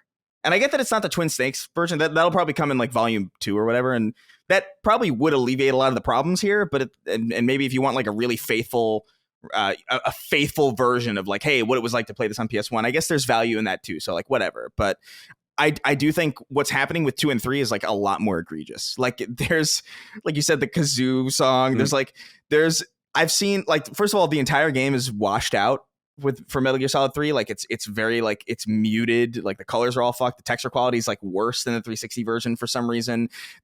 I've seen credits, like the text credits overlaid on top of each other and like kind of like up and to the right, like, and like kind of translucent, and all this, like, all these audio bugs, or like there's delayed audio and menus not working, and it's like, oh man, this really reminds me of the Master Chief Collection, of just how like this should have been such a slam dunk easy win for something that deserves the respect that's just not being shown to it. And it sucks, man, because I was looking forward to this on some level. It's just like, not even for Metal Gear Solid 2 and 3, because that's backwards compatible on Xbox in a really great way, so I can play those. But like 1, man, I want to play 1. I've never really been able to play 1, and it seems like it feels like it's just never going to get any better than this because it's been 5 generations of PlayStation and it's still 4 by like, you know, the full screen aspect ratio is fine by me. Like I don't care about that, but like, dude, 15 frames a second and not even consistent. I don't know, man. Yeah. It's just a bummer. It's just a bummer because I think Metal Gear deserves a lot more care than this. Mm-hmm. Especially the first one. And the sad part too, if they do Twin Snakes, that's not necessarily the fix all because that game is. I haven't played it. I know that the people are very mixed on it. Apparently, it's a lot more over the top and anime-esque for a Metal Gear game, which is actually very intriguing to me, of course. But I know there's a lot of people that hate that version of it. I like it. Silicon Knights. I remember when that came out, I was excited about it because it felt it was such a quick turnaround for a remake. It came out before Metal Gear Solid 3 even came out. So on PS2. So it's an interesting game, but I agree with your guys' general sentiments that I'm kind of confused. Imagine Konami had like this aspiration to do, well, let me use another company. Like Capcom has an aspiration to do an Onimusha collection. That's like a perfect franchise to think about, right? And they're like, we don't know how much time and effort we should put into this. We don't know how well an Onimusha collection will do. And I think that that's somewhat fair. It's like a fair reading of the market. How well is this going to do? I don't know. We don't need to put the full heft of Capcom into it. When you assess the market of a Metal Gear collection, the same thing with the Grand Theft Auto collection from Take-Two, the same thing, like you said, with Master Chief from Xbox is there is no risk. You just need to do it really well. And if you did it really, really well, where it would get 9s and 10s, then you'll sell millions of units.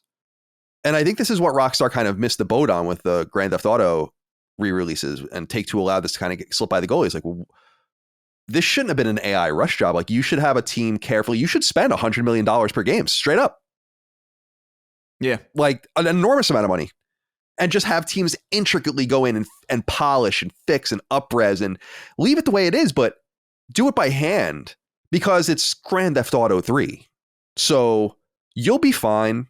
People are going to go back and buy them forever, and these are going to be legendary ports of these games. Instead, you kind of give it the exact opposite. And Metal Gear is the same thing for me. It's frustrating to me because I don't think you can buy the games a la carte. I could be wrong. And I actually want the MSX Metal Gear and Metal Gear 2 ports. I don't really even give a shit about the other games because the Blue Point games, especially with MGS2 and MGS3, are great and they're already available. Like, I don't need them. And these are obviously ports of that, but you guys are right. It's a confusing thing for me because Konami can do a lot of risky things. Like when Metal Gear, what was that game that the Survive came, right? Or when they did that Contra spinoff and all that, like that's risky. But this isn't risky. You can make a lot of capital doing this and actually test the waters and start teasing things and being clever and interesting. A little bit like we talked about with the Sly Cooper collection recently, which was a very well done second party collection done not by Sucker Punch at the time, but by Sanzaru, and they tease a new game at the end of it. Or like the BioShock port to PS3 that came out a year after the Xbox 360 port that teases BioShock 2 at the end of it. I don't know. So Kojima not being involved in it, I don't care about that at all. The games already exist. You just need really rock solid Blue Point style people to go in and give it the love it deserves. And the fact that they didn't do that is just so strange because they'll make money on this. This is easy money, but they could have just done it for all time. Yeah. Right. That's what's confusing about it. What's weird to me too. Yeah. What's weird to me too is that like they're putting all this time and effort into Metal Gear Solid 3 first, presumably because it's chronologically first. And we had this whole conversation on a previous episode where it's like, I don't know if that's really necessarily the smartest way to go about it, but if you knew that Metal Gear Solid 1 was just something that was just impossible to remake in any or impossible to get running in any real quality, why not spend that? Why not give Metal Gear Solid 1 the treatment that you're giving Metal Gear Solid 3, a game that doesn't really need it as much? You know what I mean? No, I totally understand what you're saying. Like it's stuck at this paltry 15 frames a second. It's got all this like this PS1 texture shimmer problem. It's completely fucked. So like and if it truly is impossible, which again I don't believe, why not just put that tender love and care into that? Something that would probably I feel like a lot more people would be a lot more forgiving of that. Be like, hey, you know what? Yeah, we have this 25 frames a second, like really old school game that's like really faithful to the way it came out. But we've got this tenderly recreated remake that's like modern, up to snuff, like modern shit going on as a way to kind of move that forward. And it's something to look forward to after that. I feel like that would have completely negated almost not all of the criticism, because 2 and 3 still have problems on this collection, but it would have alleviated a lot of the problems that people are feeling about Metal Gear Solid 1, I think, because it would have been interesting kind of just to have this, okay, well, now we have this actual recreation of, you know, what it was like to play it back then, and we can, it's fun to compare. I don't know. I find the whole starting with Metal Gear Solid 3 as far as remakes go a little bit strange, but yeah, it is peculiar. I agree, it's peculiar too, and I totally agree. Dude, Metal Gear Solid 1 is a fucking masterpiece. The original Metal Gear Solid is a fucking banger. Dude, I was obsessed with that game when it came out. Like, completely obsessed with it. Dagan and I played it that Christmas. What was that, 98? Right? I think it was 98. It was 98 or 97. It was definitely not 90. It couldn't have been 97. It was definitely 98 because MGS1 Wiki. Yeah, 1998. Yeah. And we were just curled up like in my bedroom, like on the floor, just playing the shit out of this game. And it was a revelation.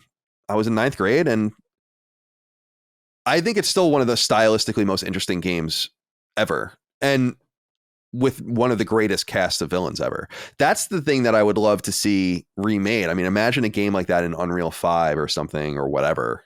Right. And you see Psycho Mantis and Vulcan Raven, and you do these different fights. The Revolver Ocelot fight towards the beginning of the game when you're shooting through the wires, which is like an awesome scene too, with they're all connected to the bombs or whatever. Oh my God. And just Cyborg Ninja and Otacon and everything, like just seeing all of that would be a lot of fun. And it is surprising that they did it so quickly, and then not again, really like bringing it truly up to snuff.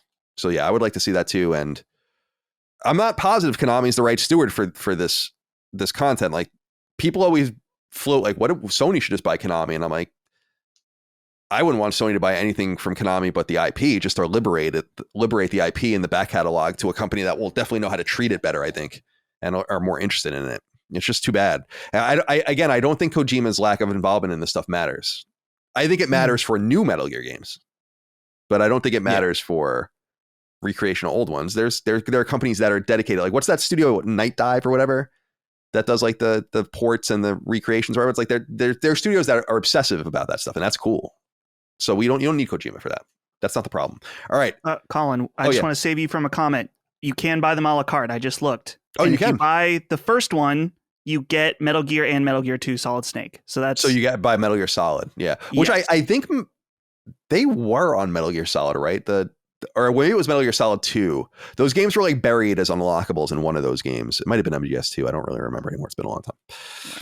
But I would like to, because in the West, as everyone knows, we got like a fake Metal Gear sequel. The original Metal Gear, I think, is a really solid game. It's as long as you know how to play it. Have you guys ever played the original Metal Gear before? No. I've watched the NES one. Yeah, the NES one. It was an MSX game in Japan. Obviously, the NES version and the Famicom versions are ports, but yeah, it's watching a gameplay footage of it or watching a playthrough of it would be cool. I think it's fun to play with a walkthrough. Like, if you know how to play it, it's very cool. It's interesting to see where his mind was at that time and how it evolved into what it ultimately became. That was what I was so surprised about when Metal, I didn't know anything about games when I was a kid. I played a shit ton of them, but we don't really know anything about them. And I remember when Metal Gear Solid was shown in PSM in 97, I remember Dagan and I being like, oh, that's interesting. Like, my thought was, I had no idea Metal Gear was even like relevant. I just thought it was just this random game amongst many other games that came out. So it's cool that they went back to it. And I don't know. I'm excited to see what's next from Kojima as well. Death Stranding 2, etc. Yeah. All right. A few more things I wanted to get through, and then we'll get into what we're playing, which I think will be a meaty part of the episode today. Dustin, I was curious what you thought of this. There's like some interesting indications that Dragon Quest X may finally get a Western release. So to give everyone a little bit of background, I was going to write this one up, but I was like, I don't think it's really worth it. Dragon Quest X is a Japanese exclusive edition of Dragon Quest that's never been localized outside of Japan ever. It's been re-released many times though. So it came out in 2012 actually on Wii, and it came to Wii U in 2013 and Windows that year, 3DS. There was a PC version and a browser version. It eventually came to PS4 and so on and so forth. And it's an MMORPG. So very similar to Final Fantasy 11 and Final Fantasy 14. It just kind of took the traditional Dragon Quest formula and kind of turned it on its head. However, they released an offline or are releasing an offline version of the game. And this is where Gamatsu comes in, which is a website that heavily tracks Japanese happenings, and we really like them a lot. And they note on Twitter, Square Enix Asia just uploaded trailers for an Asian release of Dragon Quest X offline in spring 2024, which could mean a Western English release is about to be announced. The Asian trailers only list PS5, PS4, and Steam as platforms, which could indicate that Nintendo is handling publishing of the Switch version outside of Japan, as it sometimes does with Dragon Quest titles. This is all speculation, but stay tuned, hopefully. So it's unknown whether this is actually going to happen or not, but an Asian release indicates that there's going to be a wider release, which indicates that there already could be translations of all this stuff. And I think that was the major part of it, was there's a lot of content and is like really worth translating it all. But now that they're releasing an offline version that can be played as a story, perhaps it's time to complete the Dragon Quest series. It's the only game I've never played in the core series, and I'd love to personally play it. What do you think of this? Yeah, this is interesting. I'm wondering about that Nintendo aspect, because they did, I'm trying to remember what happened with 11, where they published Dragon Quest 11S on the Switch, but those also came over to PS4 or PS4 5 and then Xbox. So I'm curious what their involvement is, but I am interested in this, but I also don't know about offline MMOs, because I feel like that's half the fun of an MMO is the online parts, to the point where even some of those games that I've enjoyed, like World of Warcraft, if it wasn't online, it's like I'm dealing with the combat being it's not as interesting to me because I like the online aspects. I know very little about this game in particular, but you're right. It is that one game where if you are a Dragon Quest fan and you only speak English, then this is totally not accessible to you. And so I wonder, I'm sure they're looking at it and trying to figure out whether it's worth, if it is an MMO that probably has just a shit ton of stuff to translate. I'm sure that would be maybe on the pricier side. And Dragon Quest is probably, I would say it's bigger here than ever before, but still not necessarily huge. So I'm sure they are weighing that out. But yeah, I think this could be interesting if they decide to do that. I don't know if I'll check it out. I need to learn more.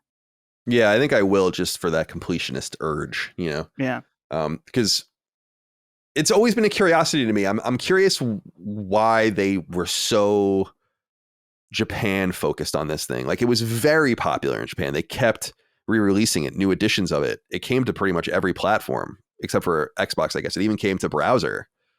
And it's just so interesting that they just were like, nah, we're not going to do that. But they released so many other obscure Dragon Quest games in the West, like the spin-offs, the awesome DS ports of Dragon Quest 4, 5, and 6, which were fucking phenomenal. Loved those games. Those are very rare. I have those in my collection. All right. I won't ask you about that, Chris, but I will ask you about this. Hotline Miami and Hotline Miami 2 randomly came to PS5. They're free if you own PS4 and Vita versions, so go check those out if you'd like. They have new trophy lists. Hotline Miami came out 2012. Denton Games came to PS3 and Vita in 2013. Instantly an early indie hit in that PlayStation loves indies era. Sony identified Denton as a good partner. The sequel came out in 2015. I think those games are right at home on Vita, by the way. I think those games are fucking awesome on Vita. That's exactly where you should play them. But PS5 having a nice option there as well. Denton apparently is working on a new game. They became fantastically rich off of Hotline Miami and Hotline Miami 2 because there's only two of them. And those games sold millions of copies. They're great. I met one of them, I remember, and he had, I don't remember his name, but he has a tattoo on his arm of the Mega Man. Do you guys know what the Mega Man, like the password screen looks like, where it's dots? Like yeah. The Mega Man password screen is a grid typically, where it's like, you know, A and number, like alphanumeric, and you put the dots in certain places, and that's the password screen. He had the Mega Man 3 password screen for Dr. Wily's Castle as like just the password box. Oh, that's cool. And that specific that specific permutation was getting to Dr. Wily's Castle in Mega Man 3, and my heart just it went to a puddle, you know, and I knew that I had found a person. So are you interested in going back and playing these? Are you into Hotline Miami? I feel like these are right up your alley. Yeah, dude, I loved Hotline Miami. This I was never played before the our second era. one, though. Hotline Miami was before Chris and Colin. Yeah, it is, but like way before. But or specifically Hotline Miami 1. That was a long time ago. I loved the first Hotline Miami like a lot. I never actually got around to the second one, so this is a great excuse to do that. Because I identified really hard with that first game. Like, it's just something about it really spoke to me. The quickness of it. It reminds me a lot of Ghost Runner, actually. Like, it's a very different game, obviously, but that feeling of like you die, there's almost no time spent on it. It's like you die, you're back to the beginning, try to figure out the most effective, the most lethal, the quickest way forward through these mazes of combat. It was super good. I love the sense of humor in it too, and the music was great. I remember. Yeah. It's all perfect. Just fantastic. I can't speak to 2, but I'm probably I'm definitely gonna jump in on this. Although it's such a crowded fucking year, but I do want to get at least the second one out because that's been kind of like a blind spot for me, especially considering how much I love the first one. Yeah, they got the sequel out somewhat quickly, and then they kind of just went away. I mean, that was 8 years ago. So yeah, it's interesting to see. I mean, again, they have plenty of money; they don't need to release anything, but. It's cool that those games came back out. It's great that they're free for people. I was seeing people kind of celebrating that in comment sections on various websites that I read, assuming that there would be some sort of maybe discount or that they'd have to pay full price. But these just came out of nowhere. And if you've never played Hotline Miami, I mean, there's not been a huge reason for us to talk about it on this show. But if you listen to Podcast Beyond back in the day, we obviously used to gush about it. But Hotline Miami and Hotline Miami 2 are excellent. Like, they're excellent games. And just, you don't have to buy them both. Just play the first one and see what you think. I think they actually come together. They might be available a la carte as well. So you might as well just buy them both. They're very similar games. They have a great atmosphere, weird, creepy. It's actually kind of, weren't we talking about liminal horror, Dustin, on analog horror. Yeah. Oh, analog horror. And liminal, but yes. Like, it's got that vibe. Like, everyone wears these weird masks. And it's mega bloody, and the story is very vague, and the music is wonderful. It's all speed based and skill based, so you're getting scored and you're unlocking things. It's very, very good. If you've never played Hotline Miami, you really should check it out. At least watch a video and see if it's for you, because it's obviously not very AAA looking, but that's the idea. I think you'll understand when you see it. Finally, before you get into what we're playing, just wanted to acknowledge that CI Games announced Lords of the Fallen has surpassed 1 million games sold, 1 million copies sold. Are you guys interested in this game at all? I mean, there's so many of these kinds of games. They're just kind of all blurring together for me at this point. Yeah. But this is a game from Hexworks. CI Games published it. Dustin, any thoughts? This seems like a game you might be interested in. Yeah, well, initially, Brad told me it was bad on PC. And then my friend Brandon, I asked about it. He said it's bad on PlayStation. So I thought, I'm good. I have no interest in playing games that, especially like this, that are technically improficient. Yeah. I heard a lot of comparisons to Dark Souls 2. Oh, that's the one that you don't like, right? That's the one I don't like, where specifically that it's the lack of design decision, where like Dark Souls 2, it very much was, hey, here's 6 enemies at once. Wouldn't that be really hard if they all attacked you at the same time, instead of 1 or 2 very well-crafted enemies that have multiple attacks, something like that. Apparently, Lords of the Fallen is more in that direction, to my understanding. But so yeah, I was interested before it came out, but now, especially after playing Lies of P, that satisfied the soul's need within me. So I think I'm good. And maybe if they fix it down the line, then maybe I'll check it out. But there's too much stuff that I really do want to play that is mostly technically proficient. You gotta be careful. You gotta be careful. You just spoiled that you can finish Lies of P. Oh shit! Yeah, we can't. We gotta be careful with Lies of P and the spoilers. You know, the spoilers. We were joking about that on the spoiler cast about our. I couldn't believe that. I was laughing so hard when I saw that. Yeah. Yeah. Did we talk about that on the show after it happened? I don't. No, let's talk about it. Yeah. I never talked about it. So the context is like we were talking about Lies of P, or Dustin was talking about Lies of P, and we were talking about the ending. Very vague. Like we didn't mention anything, and I just joked about like, oh yeah, that you fight Walt Disney at the end.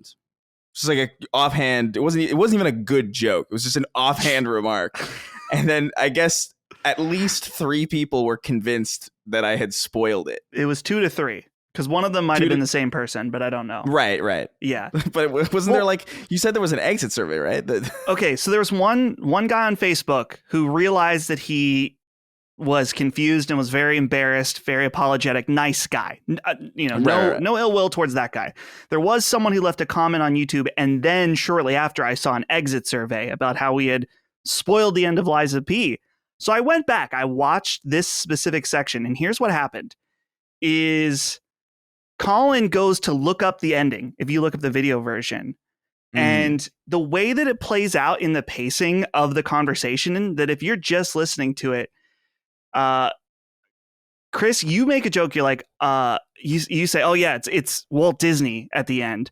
And then Colin goes, no way. Because he's watching the video, he's actually seeing what happens, but he's not responding to Chris. He's just responding to what he sees. And then I go, yeah.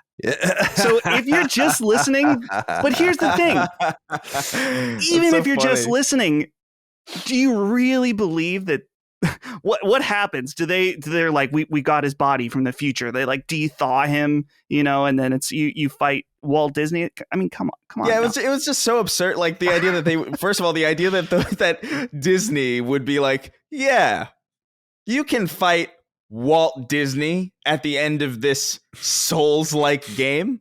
Mm-hmm. You could just take our founder's likeness and kill him. Fully authentic. He says a racial slur when you fight him too. It's crazy. Yeah. I just thought it was so. I just thought it was such an obvious. It'd be like, oh yeah, wait until that post-credit scene in Spider-Man 2 where Alfred shows up, and tells him about the Justice League or whatever. It's like I thought it was just that level of obviously not real, but. But it is funny. You are right, because I look back at it, and if you close your eyes, it does sound like Colin is just like, "Oh, really? That's interesting." And then I say, like, "Yeah," and then you say, "Yeah." So it is funny. I do get it, but at the same time, it's like, come on. I will say that not playing it again, just reading what the ending was, it has nothing to do with Walt Disney, obviously, but it is crazy. I'm like, that's brilliant. That's the way I feel about it. It's really awesome. Yeah, it's really, really cool. And shout out Define Duke Ultimate, which is going to be on Saturday this week, is our Liza P spoiler cast with me, Gene, and Maddie. So if you want to learn more about that ending, or if you beat it, listen to that. Cool. Yeah, I appreciate Maddie doing me a favor, because we're supposed to do Sacred Plus, but I had asked him to do me a solid since I'm getting married that day. Okay. Let's get into the games we're playing. Dustin, let's begin with you and get through everything else you're playing, and then we'll talk about Spider-Man collectively. So we'll begin with you.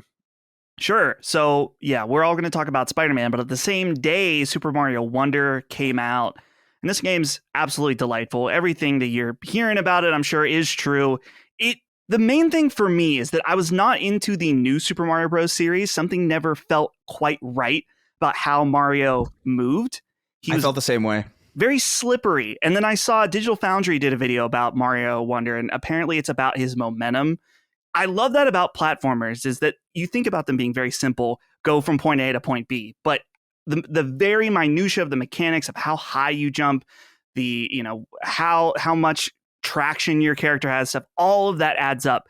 And it's so clear the moment you start playing Wonder, it's obvious that it is worlds better than New Super Mario Bros. So that was the main thing for me. And just the amount of creativity in each level. So in each level, there's the Wonder Seed. And when you pick it up, all kinds of crazy shit happens where the main I won't spoil any of them outside of the one that's in the main trailer where all the pipes start moving. One of them's like an inchworm and you got to ride the one. There's all kinds of crazy fun things that happen. And it's clear Nintendo revealed that this game had no budget and no development timeline. And they wanted everyone on the project to just submit ideas. So there's thousands of ideas for Mario levels. And it shows when you play this game that it's just filled to the brim with creativity and new ideas. And without a doubt is the best Mario game since probably Yoshi's Island. Not that that's the best one, but that's the last time I think there was a truly great one. And Wonder, it's amazing. I'm savoring it right now. God damn it. Dude, Like, you know what? Because I was totally fine not playing, but then you mentioned the one thing that I specifically hated about New Super Mario Brothers. It was just like that feeling of slipperiness and that the complete lack of feeling like you were even. It felt like almost like you were like butter gliding over the whole fucking thing, and it was like, this sucks. Like I'm not connected to this at all. It's a game that it just has so much style, even in how the characters look. They don't look like, oh, we took the standard Mario model and then just transplanted him into this game. He has a particular look in this game that even when he jumps, instead of in New Super Mario Bros., it's a profile of him jumping from the side. But this one, it looks more like one of the images that you would see in an NES pamphlet or something of how he looked. Right. So, yeah. Highly, highly, highly recommend this game. You say the best. You say it's the best. When you say since Yoshi's Island, you're talking 2D only. Yes. Yeah. Okay. In the 2D line.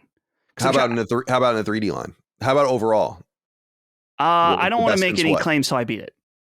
I'm only seriously. I probably am in the second or third world of like 8 or 9. But to me, I don't want to compare 3D Mario to 2D Mario. Those are so different. They play so differently. They take a different skill set. But it's definitely probably one of the best games I've in 2D so far. One of the best 2D games I've ever played. I absolutely love it. Great. And it's not super long, Chris. To my understanding, you can if you just blitz through it. I think someone beat it in 4 hours. Yeah. But I'm sure, but it's just like, man, what a year, man! It's crazy. Yeah, this is probably going to go down as maybe the strongest year in game history. I mean, it's going to be a serious conversation. Yeah. For sure. Oh yeah. The other two are just short quickies. I was playing Super Mario Land 2, 6 golden coins on my Analog Pocket. I love that game so much. That box art is iconic to me. That the big bright orange 2 on it just spoke to me in the store when I was a kid. Yeah, I love that game. Yeah, it's a very different Mario game where there's a power up where you have like something that helps you glide. I don't know if it's like little wings or a propeller on your hat that you can kind of glide. It's very unique. It's got a overworld that's non-linear. You can go approach levels however you want. So it's a cool game. I recommend it. The last one is this kind of meme game. I don't want to call it a meme game because it makes it sound like it's not fun. This game has been blowing up on the Switch eShop. It's called Suika Game. If you guys haven't heard of this, it's $3. It looks like a piece of shit mobile game, but it's awesome. It's really fun. It's a game about dropping fruit into a box. And then when certain fruit touch, they combine and make a bigger fruit, and you can't make it overflow. It is somewhere between the satisfying Tetris, where you're trying to fit things in the right spot, but it's also like the game Threes on iPhone. If anyone ever played the game Threes, where you're swiping cards and combining numbers, where you really have to think about trying to make sure things are in position that when you get them, when you get 2 apples, you want to try to make them make them kiss in order to make a bigger thing. So it's only $3. It's out on eShop. I know that this has like become a big Twitch streaming game and stuff, but I like it. It's very fun. And then Spider-Man. Let's talk about Spider-Man. Do we want to do a question? Or do you want me to do general thoughts first, Colin? What are you thinking? Well, let's start here. I mean, just to acknowledge, the game sold 2.5 million copies in 24 hours. PlayStation revealed that it's the fastest selling PlayStation Studios game in the history of the brand, which is great. Congratulations to them. I wonder where the number will settle and when or if we'll get more, if they'll start combining the series numbers from there or something. I don't know. Seems pretty strong to me considering the attach rate. Spider-Man and The Last of Us 2 and other games, God of War, that's sold as prolifically, although they use the different dates, like in 5 days, in 3 days, like, so it's hard to know what the fuck they're even talking about. But I will say that the install base was much higher for those games, so it's pretty good performance for this game, and I'm sure they're very pleased with it. I'd be curious to know what it's at now, but I wanted to acknowledge that and congratulate Insomniac for a job well done. And yeah, let's get into a wider inquiry or wider thoughts. We'll go around the horn, and then I have a bunch of questions here. We don't have to go through all of them, but I just thought we would spend some time talking about the game. And as I said earlier, after the wedding, we'll sit down and do a Sacred Symbols Plus spoiler cast and review discussion, really getting deep into it. But in the meantime, let's talk about it in a spoiler-free fashion. So yeah, Dustin, let's go back to you and wrap yourself up there. Spider-Man 2. Sure. So Spider-Man 2 so far, I'm a pretty decent way into it, but not super far. I know, Chris, I think you're done with it. So we'll have different experiences as far as how far we are in. Immediately right off the bat, this is one of the most beautiful open world games I think ever created. And from a technical visual perspective, it is so incredibly impressive what they were able to do in terms of having ray tracing at 60 FPS and just the variety of modes as well. There is the 40 FPS, 120 hertz mode, which you can do if you want to get the fidelity mode, but get a little more frame rate out of it. I played a little bit on that, but for me, it's going to be the 60 FPS mode all the time because just so good. I can notice that it's maybe not as sharp in terms of some of the ray tracing and stuff like that, but it's just so smooth at 60. And I'm impressed overall with when I'm flinging around, doing the different, fighting people and doing different moves. It's just really, really solid. Some of the lighting, I think, looks a bit flat on characters. I think that it shows a little bit of rough spots when I'm looking at characters' faces in particular. Mm-hmm. But that's just kind of a minor thing. I have experienced some bugs. Nothing horrible. I've seen the really bad stuff, but I've had a few instances where I'm going to break a rock, which you know what I'm talking about if you played the game. I'm trying to break the rock it's one of the map missions. Mm. And it just is totally stuck. And I'm seeing Spider-Man's back and he's just standing there and I have to reload and I have to go back to the checkpoint and do the whole thing again. It's very annoying. And a few times where finishers didn't work right, or there was a part where I saw a cutscene and I think the sound effects were either completely muted or really quiet. So it's definitely not quite as polished as you would expect for a PlayStation game. It's a little surprising in that area. And I heard reports of the day one patch actually making it worse for reviewers. So definitely something to sort out. The last thing I'll say about the story, no spoilers, of course, the writing feels a little corny. The dialogue in particular, it feels a little more Marvel Studios-esque, where everyone's cracking jokes and being sarcastic all the time in ways that don't feel natural at all. It's not a huge detriment to the game overall. It's a comic book game. It's going to read and sound and play like that. So I get it. But I noticed it's been a while since I played Spider-Man and Miles Morales, but it felt a little different this time. That it was a little more like, let's just tone it down. Also, a lot of moments where I'm like, what the fuck am I doing? Why am I riding a bike right now? Again, why am I always riding a fucking bike in this game? I get it. You get the DualSense. You have the clicking. It's very nice. I get it. Whoever did that, shout out, gold star.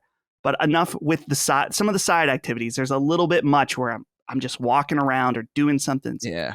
Spider-Man 2 really makes you feel like a bike. Yeah, exactly. Yeah. So that's kind of my jumbled up thoughts, but I'm enjoying it overall a lot. And man, every time I turn on, I see it on my OLED TV.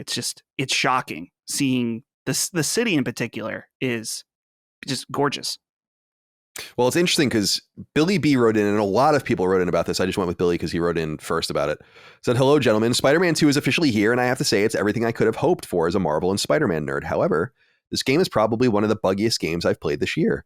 I've had multiple crashes, gotten stuck in walls, and I've even seen cars driving through buildings. Did Sony push this game before it was ready, just have something out by the end of this year? Yeah, so I just wanted to acknowledge lots and lots of people wrote in about this. I'll get into my experiences last, but let's go to you next, Chris, and hear what you think of Spider-Man 2. You've platinumed the game. Mm-hmm. You have here P4, platinum number 4. So in our notes, I always just, to remind myself to talk about it, I always put, when I platinum a game, I always put P and then a number in parentheses next to the game. So I have Miles Morales P149 in our notes right now. And Chris, I was surprised to see Spider-Man 2 P4. So congratulations. Yeah, I don't even know if that's the accurate number. I just knew that the dichotomy between those numbers would look funny on the document. But yeah, so what do you think, Spider-Man 2? Yeah, man, I have so many thoughts on this. I'm to the point where I'm really excited about this spoiler cast. But I want to right off the bat, it's great. It's awesome. It's really fun. My biggest criticism, I think, with the last game, outside of certain missions where you played as other characters that I think weren't all that interesting, and some of the puzzles were that I felt like the swinging and the swinging was almost there for me. It felt a little too automated, a little bit too like there's no way to fail, a little bit too guided, more preoccupied with making everybody feel like Spider-Man as opposed to, you know, giving players some semblance of control over skill expression and a little bit more dynamic aspects to that. And I think they've really addressed that. They have this swing assistance option now that you can turn completely off, and it's just you're just left to the whims of real in-game physics, and it's awesome. It's so good. The web wings add a lot to it, to traversal, although I think it takes away from the Spider-Man aspect of it a little bit. Well, we can get into that later, but I think there's so many traversal options now. Even just the simple addition of like holding circle to make a complete right angle turn is awesome. And the amount of depth that they've added to the web swinging is exactly what I wanted to see out of a sequel. It's exactly what I wanted from the first game in Miles Morales that I didn't get. So I'm glad to see that. But I mean, it is shockingly buggy. Like, it was distressing. I had a distressing number of bugs to the point where I was like, it got to a point where like per hour, I was noticing at least several bugs, you know, at least like 5 bugs an hour. And I was like, this is kind of insane, because at this point it's getting to the point where early on in the game, I was like, I'm having more bugs in this game than I had in Starfield, which feels insane to say. They didn't make the game unfun. They didn't like ruin my experience or anything. I'm still having I still had a fantastic time with it. It's still a very, very fun Spider-Man game. But yeah, man, I was like web zipping onto car. Like there are these like side missions where like a speeding car, which is directly out of the first game. And I would just like zip onto a car and I would end up like under the bridge and like trapped like in the cement, and I would be glitching out. There would be characters whose bodies would disappear and they would be like floating heads. There was one time I have like a couple of them written where like there was like a lot of weird invisible walls in certain places where I would knock an enemy out of bounds during a set piece, and then I would try to go get him, and then it would turn me back, and I'm like, bro, why can he go over there but I can't? This makes no sense. This is an open world game. This is crazy. And there's a lot of button prompts not working. It really is incredibly buggy, and I think it kind of highlights how useful it is in some ways. To, you know, props to Colin, because we have this setup where we don't have this early access, so we're not going to put out a review that's like, oh man, hey, there's no bugs in this, only for a day one patch to completely fuck that up. And because now we have the experience that you guys are having, which is probably pretty buggy. Not so buggy that it's going to ruin everything for you, but definitely bugs that could potentially rob certain story moments of their weight, which I had at least 2 of, where I had a character just, their audio was just completely muted and their body was gone. So it was just a floating head delivering like a really somber, really important dialogue. And I was like, oh man, I had to like revert the save, and that fixed it, to be fair. Like they're very easily fixed. It's like you go revert to checkpoint and it's usually fine. But I don't know, that is something to note, man. It's a pretty buggy game. I did finish it. Dustin's totally right that it feels like it's written a little bit more marvelly. There are certain lines of dialogue where I'm just really confused as to why everybody feels like a Saturday morning character in some way, and that might be to the game's strength in some way, or it does feel very comic booky for all the strengths and all the negatives that will bring. I think it brings all of that. So there are certain aspects of it. There are certain plot points that I don't think have enough room to breathe. The pacing, narratively wise, is really off. So in a lot of ways, it's not as strong as Spider-Man PS1, Spider-Man PS4. But I do think it's more fun as a video game, if that makes sense. Like it feels more satisfying to play through. Even some of the side activities, like some of those stupid, like that bike mission. There's like a mission where you have to ride a bike through a park to charge it or something, and it's just like, what the first of all, what the fuck is this? But all of these nonsensical, really kind of immersion breaking side content, all of it, while it is kind of like very open worldy and very like whatever, there is more of a reason to do it this time, because they all end with like a final mission that has some genuine narrative consequence, to the point where I felt really compelled to do all of them just to see like what the payoff would be. And it was generally always worth it, which is something that I couldn't say about the first one, because usually when you finish your last, I don't know, whatever, when you got your last backpack or whatever, it was just like, all right, you got your last backpack. Here's the trophy for getting it. This time there's actually a plot reason, or, you know, you're rewarded with story for doing that stuff, which is great. And there's some great side missions too that I wouldn't want to spoil, but I think it's great. I think it falters in some ways. Pacing is a little bit off. The writing is a little bit off as well, but it's a damn good video game. It's really fun, but I think I'll wait for the spoiler cast to get more in depth, but I loved it. I had a great time. Yeah, we'll get into everything. I mean, there's so much to say about it. I'm only 15 hours in. It shows me at 40% in game.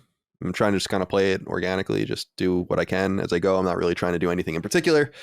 And I'm having a great time with it. I have to say, and I wanted to go last, is that I have had virtually no technical issues with the game. And this is, wow. So I believe everyone that they're having this problem, but for some reason, I played it both on my PS5 in the loft upstairs and downstairs in my living room, and I've had no problem, except for one that came to mind actually when you were talking, Chris, which was there are these missions on top of buildings where monster closets open these doors and monster enemies come out, and I kicked the dude into the door, then the door shut. Oh yeah. And he was the last remaining guy. So I had to use like area of effect attacks to kill him, and I had to do it really slowly because and that was like really annoying. I probably could have just restarted checkpoint. I guess that's the only time the game really broke for me. So I have to admit, I've had nothing happen, and it's noticeable because I played Miles Morales, the PS4 version of Miles Morales, and I had similar problems to the ones people are reporting now, where I would be there's like a mission where you have to go get a cat or something, and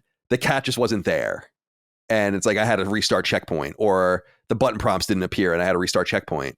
And to this point, Jim B wrote in and said, "Greetings, gents. Colin, I was just listening to the Miles Morales Plus episode. So remember, Dagan and I did an episode each for Spider-Man, the DLC, and Miles Morales leading up to the release on Sacred Symbols Plus."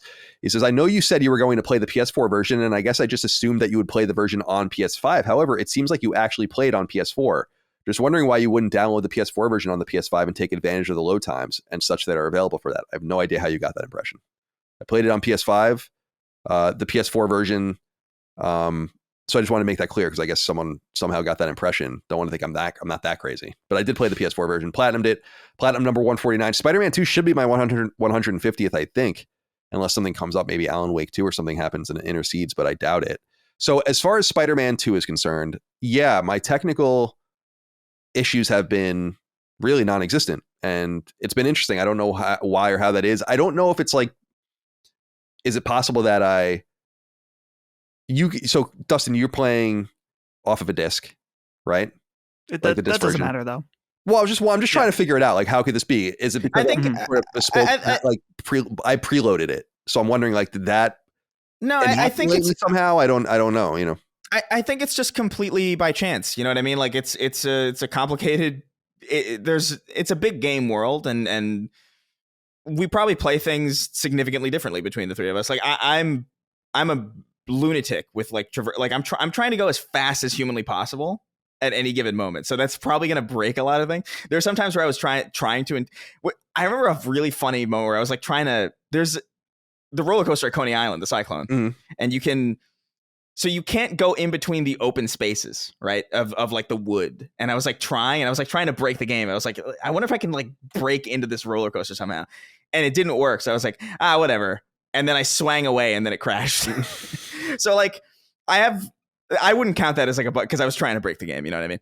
But I do think it's just a matter of pure chance, or just because like I had the same experience with Starfield where I had way fewer bugs and the same experience with Cyberpunk, right. Where like I played Cyberpunk on a Xbox Series S or X, not Series X. Wait, did I? Yeah, it was out at that time on an Xbox Series X. Day one, it crashed maybe once, and I had like no problems at all, and it was a great experience. And other people were having these like diabolical glitches where I was like, okay, man, like it's the nature of game testing, I guess, or just playing games in general, where like some people are going to run into a bug and a lot of people aren't, and I don't really think there's really much outside of I don't really think there's much that we can glean without being inside the studio and really looking at that telemetry and seeing why. But yeah, I mean, that's great for you. Yeah, no, it's like I said, I'm not one of those guys that's like, well, I'm not having problems. It's like, I believe it. I believe people are having problems. I think that something has inoculated me from it this time around. Everyone kind of lucks out once in a while, like you said. Days Gone is a good example of that for me. Like, I didn't really have any problems with Days Gone either. A lot of people did, but that was by virtue of us not having it early, and I don't know. And we'll get into kind of what is going on in Insomniac in a minute, but let me talk about the game itself first. I have a few things that I wanted to say, a few pieces of information I wanted to put out there. First of all, the quick travel system in this game is a complete work of art. I've never seen anything like this before. It's amazing. Like the quick travel system is amazing. I keep doing it just to look at it, and I think you can kind of figure out how it's hiding its loading, like the very brief loading and what it's doing or whatever. But I was like, this is insanity.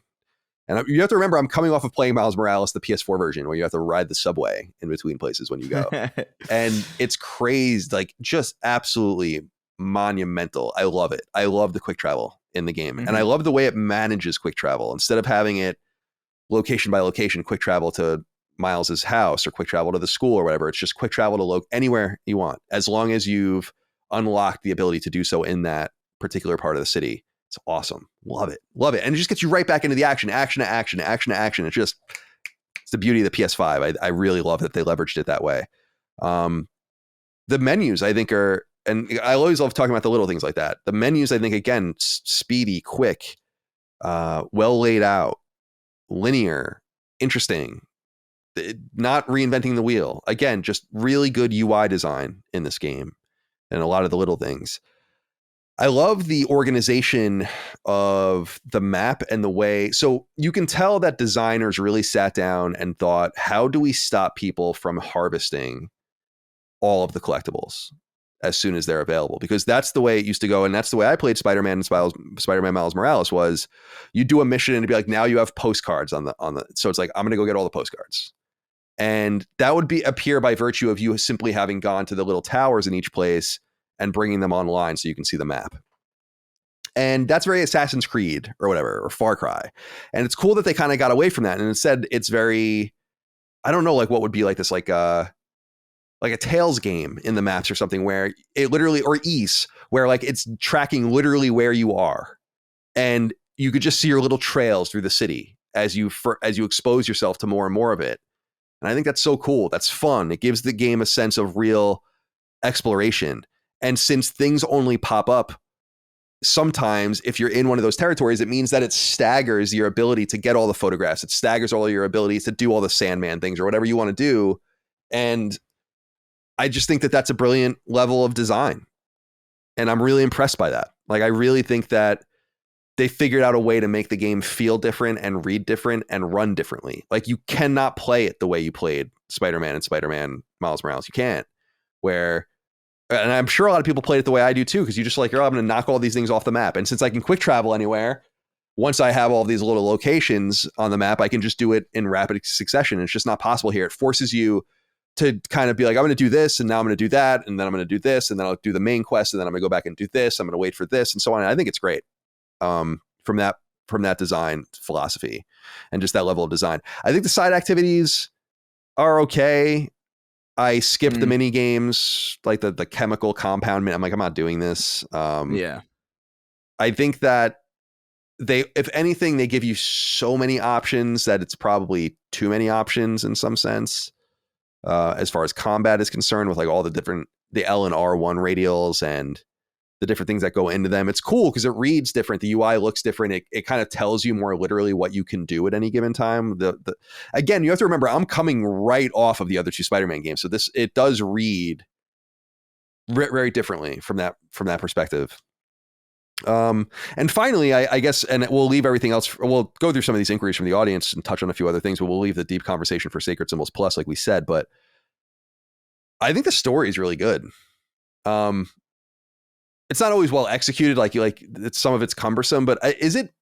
You guys watch more of the Spider-Man 2 pre-release stuff. Like, do people know what the game's about going into the game? Like what Craven is doing or whatever, like what the point is? Because because that's dope. Like that, I love it. Yeah.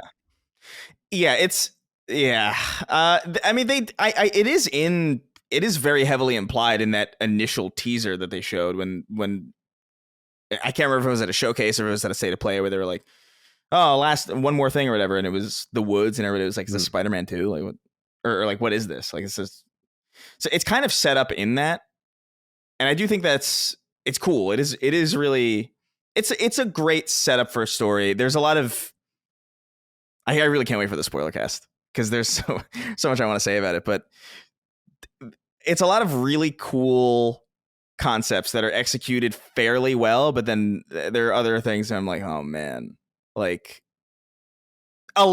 there's a weird amount of stuff that happens off screen. I'll say that, like a shocking amount. And like I said earlier, there's like a lot of things aren't given the room to breathe like you think they would be. But yeah, I don't know. I think it's really cool. Like the narrative beats that the story beats themselves are awesome. Like it's a great ride. Well, I love it. I think it's great. Spider-Man 2. I mean, I'm not done with it yet. Maybe it falls apart. I'm 40% in. Like I said, I'm kind of running out of time. I have a lot of things to do, obviously. So we'll get back to it next week, and we'll obviously do the spoiler cast like we said, but I highly recommend it. I think seems like it's the perfect length, 15 hours or so at 40%. So we're looking at maybe 35 hours. I mean, for a platinum, or maybe 30 hours. I think that's perfect price point, $70 for that level of time spent. I think there's a lot of effort, a lot of expense put into this game that I think really shines through graphically in terms of the VO performance, little things. I love how there's just conversations going on all over the place, and there's lots of environmental storytelling. So I hold this game in high regard. I don't, again, as I've said before, I don't hold it in the highest regard, like where I put my upper echelon of games, both from PlayStation and outside of PlayStation, but it's with Spider-Man and Miles Morales. It's right below there. And it's an obvious game you should want to play if you own a PlayStation. I don't know why you wouldn't buy it. So let's get into a few of these inquiries from the audience as we wrap things up here. Oh, Sheet, it's X wrote in and said, one of the fun design quirks of Spider-Man 2 is that active crimes depopulate by sinking below the map. I know this because on several occasions as I've rushed to crimes, I've witnessed cars, trucks, criminals sinking into the ground. And on one such occasion, I've even zipped myself beneath the map, crashing my game in PS5.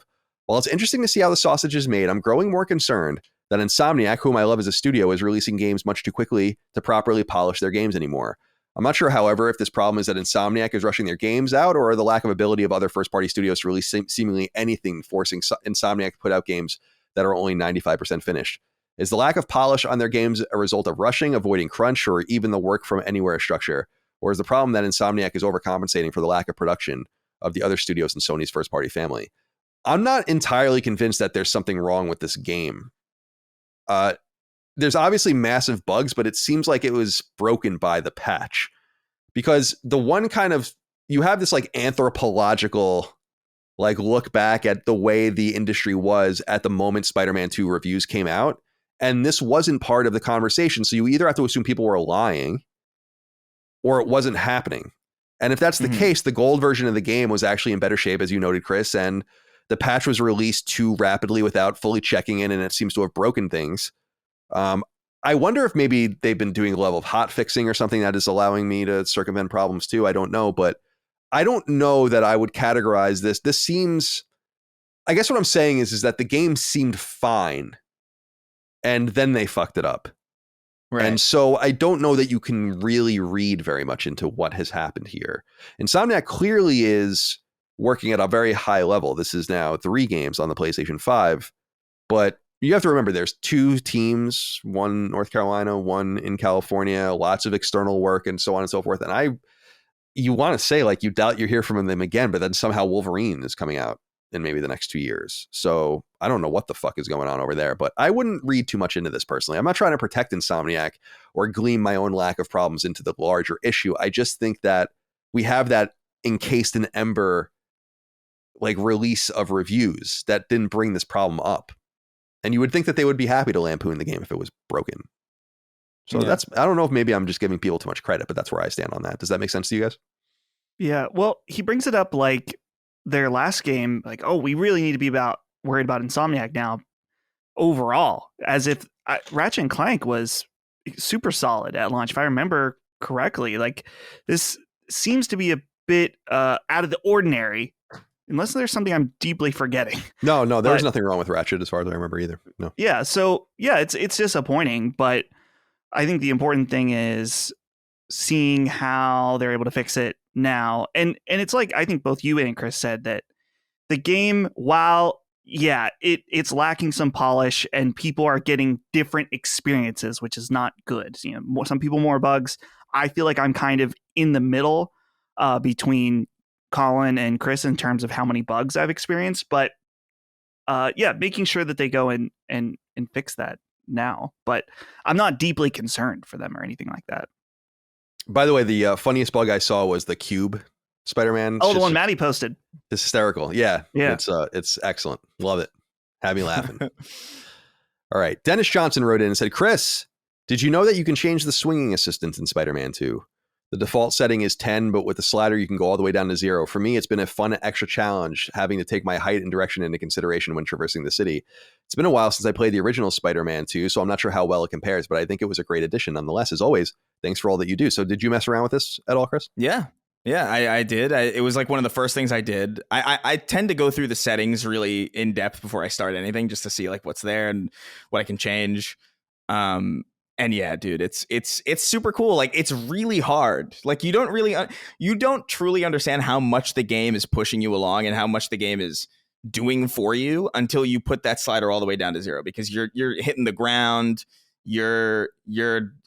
It's not as smooth, but there's so much fun in learning how to get as good as the game makes you when you're at 10 by yourself, like at 0. It's like, it's this really, it reminds me a little bit of Death Stranding in the sense that like you really have to take your surroundings into account all the time. You have to take into account, like in Death Stranding, you have to take every step into account, every terrain surface. And in this game, without the swinging assistance, you really can't just swing whenever. Like sometimes you're going to be too low to get a good swing, and you're just going to hit the ground. You're going to fuck yourself up. You're going to take some fall damage, which is awesome. I'm glad they added the fall damage back in.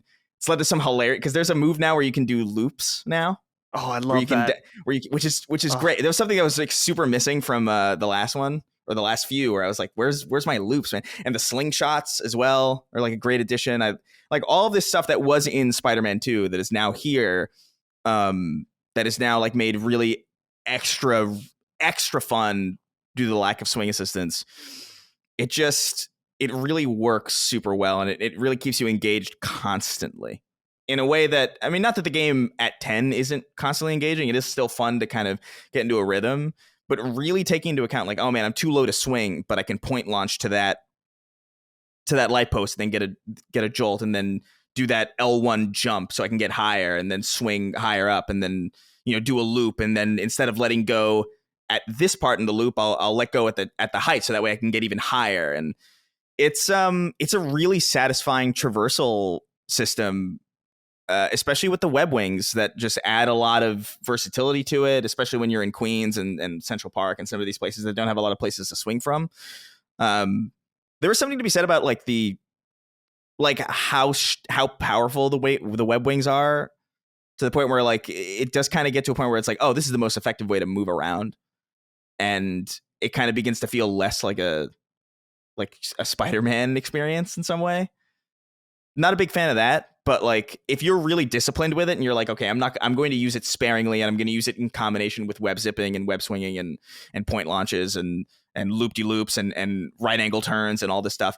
It really, I don't know, man. Insomniac is so good at polishing traversal loops. I think I noticed this even in Sunset Overdrive back in 2013, where I was like, this just feels good to move around in.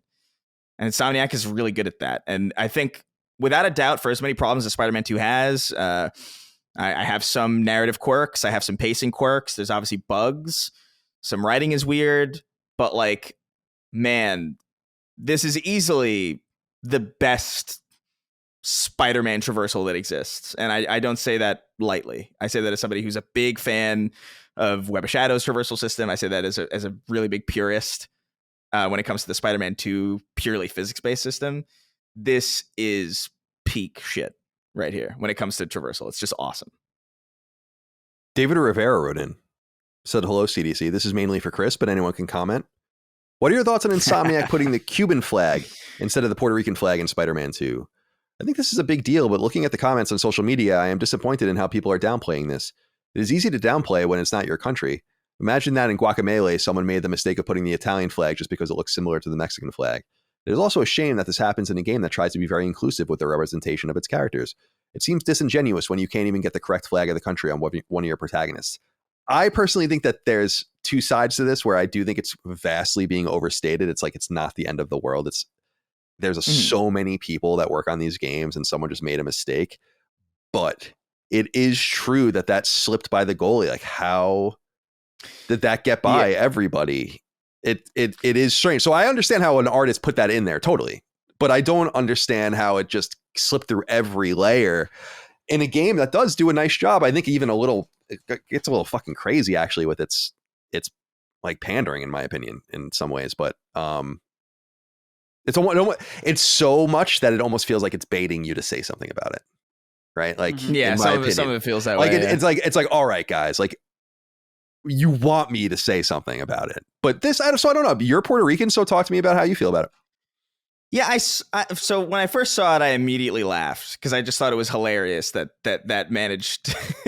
Because I understand that people were like, oh well, it's so close to the same flag, like it's an easy mistake. But it's like if you reverse the colors of the American flag, you'd know how ridiculous that sounds. Like it's immediately apparent, like it's so obviously not the Puerto Rican flag that it is kind of astounding to me that it even managed to get there in the first place. However, I'm of two minds of this, where if this was a game that was just pandering to that lip service, and that was like the only example of it, I would be a lot more unforgiving of it, where it's like, Jesus Christ, you had one job. But what really confused me about this is that this exact same environment, Miles' apartment, was in Spider-Man Miles Morales, and the Puerto Rican flags are there and they're correct. And, they're speaking proper Puerto Rican Spanish. There's even a suit in the game that you can unlock by doing all of Miles's Brooklyn Visions missions that is literally called the Boricua suit. And that's not a word that that's not a lip service word. Like, you got to really know your shit to know that word at all, I think. So I don't think the game is like in bad faith, trying to be like, oh, we're just trying to pay lip service to Puerto Rican culture without actually representing it. I think they do a really good job of it. I think this is probably an example of, honestly, my immediate assumption is they get so much else correct and they got this right in the previous game that it doesn't even feel like a mistake. It genuinely feels like a texture reference bug. Like, I feel like there is a Cuban flag somewhere else in the city. And when they put it in, it kind of maybe automatically changed wherever that flag was elsewhere. And it might, you know what I mean? Like, I feel like there's a technical explanation for this that isn't like, oh, we just don't know the difference. I genuinely don't think that's true. I don't think it's possible, given how much they clearly know. There's a suit in the game that's the Puerto Rican flag, and it's correct. There's Puerto Rican flags everywhere in the previous game, and it's correct. In the same environment. So I'm not really upset about it. It's also important to mention that Miles's apartment is in this game at the end of a series of side missions for about maybe 15 seconds. So it's very possible that at a certain point, like, that bug happened. Like, oh, we posted a Cuban flag somewhere else in the city. It mapped to this flag in Miles's apartment somewhere else in a different section of the game. You have QA people going through it, and the QA people are just looking for game-breaking bugs. They're probably not, somebody might have noticed, but maybe is that even? Surely they notice. We're focusing on making sure the game doesn't crash and break. So honestly, if this was Spider-Man Miles Morales and they got the Puerto Rican flag wrong, I would be a lot more like, wow, that's pretty crazy. Because that would be more like the what's being brought up here with, like, in Guacamelee, if they got the Mexican flag wrong, right, despite the whole game being like Miles Morales. That game is entirely based on on Miles's background, specifically in that way. So I don't know. It doesn't bother me because I see so many possibilities that aren't malicious here. And they do enough of a good job with it elsewhere that I'm just like, you know what? That's a bug. I'm willing to chalk that up to a bug. They should definitely fix it, though, because it looks fucking bad. Yeah, I'm sure they will if they haven't already. It looks really bad. All right, a couple more things here. Andrew Walsh wrote in and said, hello, you absolute beauties. Just curious what setting you guys are playing Spider-Man 2 on, performance or fidelity? I couldn't believe how smooth fidelity was with 120 hertz on and VRR uncapped. Digital Foundry said you'll get 60 to 80 frames if your TV or monitor can support it. Makes me love my OLED more and more with each new release. I just couldn't believe how alive New York felt. It was one of those moments that felt next gen. All the random conversations between NPCs, people playing legitimate games of basketball. I was actually watching that. I'd actually just sat and watched someone play basketball, like a one-on-one game of basketball. The amount of traffic, I was absolutely blown away by it. But I hope you all are enjoying your time slinging around the city. Keep on killing it with content. Thank you, Andrew, for writing in. Dustin, what are you playing on? I mean, I think we're all playing probably on the same thing, but let's just go around and talk about it. Yeah. So I'm playing on performance with I'm trying to remember the VRR locked, like pretty much just the straight 60 FPS mode. But I have messed with all the different permutations. I'm a little curious about this mode here, fidelity with the VRR uncapped, getting up to 60 to 80. I know that probably can push down your resolution, maybe kind of low, because I remember seeing something about that, which I'm not all about resolution being the end all be all, but I don't know. I'm very happy with the 60 FPS mode. I also wanted to just say about Andrew, he comments on the amount of traffic. That is immediately one of the things I noticed. I was like, whoa, there are so many more cars. There are so many more people around. And I didn't realize how much. I feel like if I went back to the old Spider-Man, I'd be, whoa, it feels vacant in the city. I didn't realize how much that was missing. And it just super impressed by that overall. Yeah, well said. I agree. They did a really nice job of populating the power of the PS5, man. Being able to manage all these things, finally being able to see it exercise without being held back by the PS4. It's very nice. I'm playing on the same setting, 60 frames capped. I think it's good there. It's great there. I love just spinning the camera around and seeing how smooth it is. It's in stark comparison to Final Fantasy 16, for instance, that really gets locked up. Oh, when you do the same thing, even though it's supposed to be running at the same frame rate. So, Chris, I assume you're also playing on 60 frames? So I was actually playing on the 120 because I found out I didn't even realize that was an option. But I was like, the second I saw it, I was like, oh yeah, dude. Wait, is that option in the regular? Maybe I just skipped over that. I don't even know. There's a 120 hertz option for it. As far as at least in the settings, it says, I don't know if it's true 120, but like I have that number on when I press pause. But whatever I'm playing on uncapped, you'd want to do uncapped VRR and then turn on the 120 hertz on performance. That would probably maximize, I would imagine. I need to probably that sounds about right. Yeah. But it's and you know what's crazy about it? It still looks amazing. That's to me the biggest compliment that I can pay to it is that like even at like its highest frame rate, it just looks gorgeous. The lighting is great. Like you said, the density of cars really sells New York. It really feels real. Even with the uncanniness of like obviously things are scrunched together. Obviously, Central Park is way bigger in real life and all that stuff. I think still to this day, like as far as like scale and accuracy, I feel like even though the Division 1 only made like a really small section of it, I feel that's still like the most like accurate I ever felt. Like this actually feels like New York. It's crazy. But Spider-Man 2 does an amazing job, especially with that population density, especially with that traffic. Being able to finally swing across the bridge over into Queens and Brooklyn, it's really, it's so cool. It's really nice. Although I gotta say, like, this is not about performance at all, but there are side missions that involve photography. And look, man, I love New York. I've always loved New York. I love the city. Grew up there. Have a lot of love for it. The guy who speaks to you in these photo missions, and I know him from the comics and the movies and elsewhere, so I understand him, but I have never seen someone simp so hard for he's just constantly like every picture you take is like, man, New York, no place like it. Where else can you get food? And it's like, all right, bring it down a little bit. You find out that this was like they $10 million payment from New York City's like tourism board. Yeah, probably. It really feels that way sometimes. We're just like, all right, yeah, I love it too, but like, I don't have to get a call every time I do one of these photos of you like hyperventilating about how cool the Pyramid Club is. It reminds me of that old meme of the bodega. Like people are like, where else can you go and get a bodega? Yeah, it's like fucking it's cute. Gas station. Yeah, it's cute, but like it's it reminds me a little bit of that moment in the first Raimi Spider-Man where all the guys on the bridge are throwing trash at the Green Goblin, where he's like, you mess with one of us, you mess with all of us. It feels like that, but like 50 times when you're taking photos. So, by the way, a little weird. All I ever do now, Mike is I always just like, hey, Spider-Man. Hey, it's Spider-Man. Just like the same, and you could it's just like that Arkham games. Hey, it's the bat. Yeah. It's the bat. It's the bat. Yeah. Looks like one of my favorite ones from the Raimi games was like, looks like the freak wants to play. And it's like, all right, well, I that is something I will say, like, man, these guys are so confident all the time. Throughout this entire game, I'm thinking, like, why are you coming at me? You know I'm Spider-Man. You know you can't win, dude.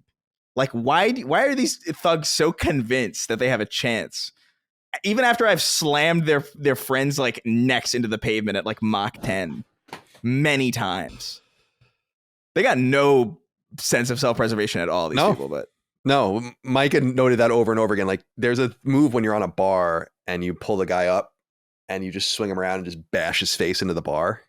Yeah. I'm like, well, he's done. I don't know what else. Yeah.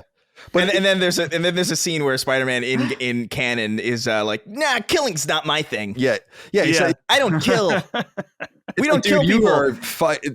Half these dudes are gonna wish they were dead. You know? Yeah, dude. Yeah. Half of these people you've created hundreds, if not dozens, if not hundreds of like Stephen Hawkings in the time that you've been beating these people up. That's not really much better, man. Like it's arguably a little worse. But God bless Spider-Man. And I like the way the game plays with life and death, which is cool. I won't spoil anything, but yeah, I'm excited for the spoiler cast. Yeah, me too. Yeah, there's more to say. Really get into that stuff. Finally, Josh wrote in and said, "Hey CDC, longtime patron, first time writing in. I wanted to get your guys' thoughts on skill points and upgrade materials in games. Although I'm thoroughly enjoying Spider-Man 2, I find the various upgrades, the gadgets, the skill points, health damage upgrades, etc., a tad daunting. As the type of gamer that likes to hoard skill points and map out upgrade paths, I can't help but get analysis paralysis with this game. So what are your guys' thoughts on Spider-Man's upgrades? Follow up, how do you treat skill points generally? Are you a hoarder like myself, or do you spend them as you earn them? I'll hang up and listen."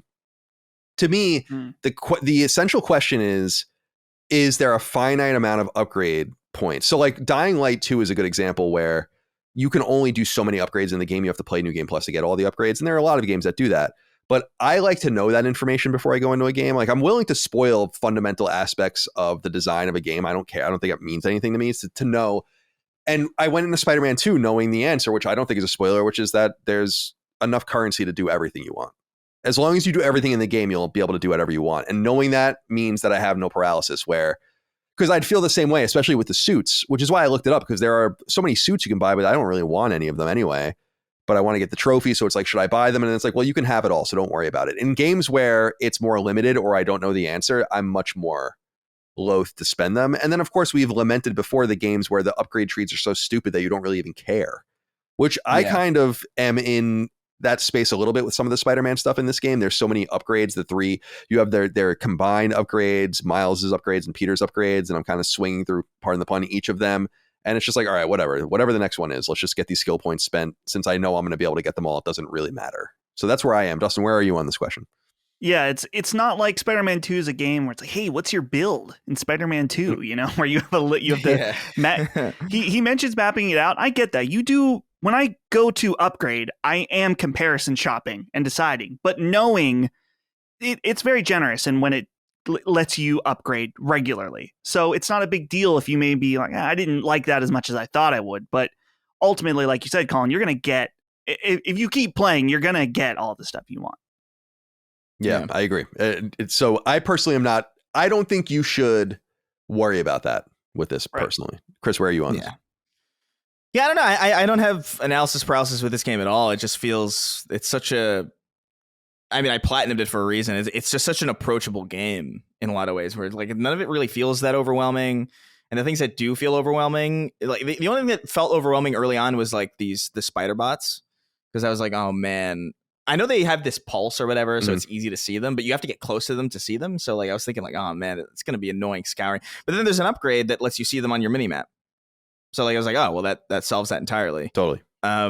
Yeah, I wasn't really that worried. I was focusing specifically on the combined abilities first, because that has a lot of traversal stuff in it. It has a lot of like, I don't remember if it's swing speed necessarily, but a lot of swing oriented stuff is in that thing. So I was focusing on that more than anything. Like all these other abilities, it's like I'll get to those when I get to them. But yeah, man, I feel like I don't know. I feel like this game handles it really, really well, or as good as it. I don't have any notes. You know what I mean? Like it is as good as it needs to be. It is as good as it has to be.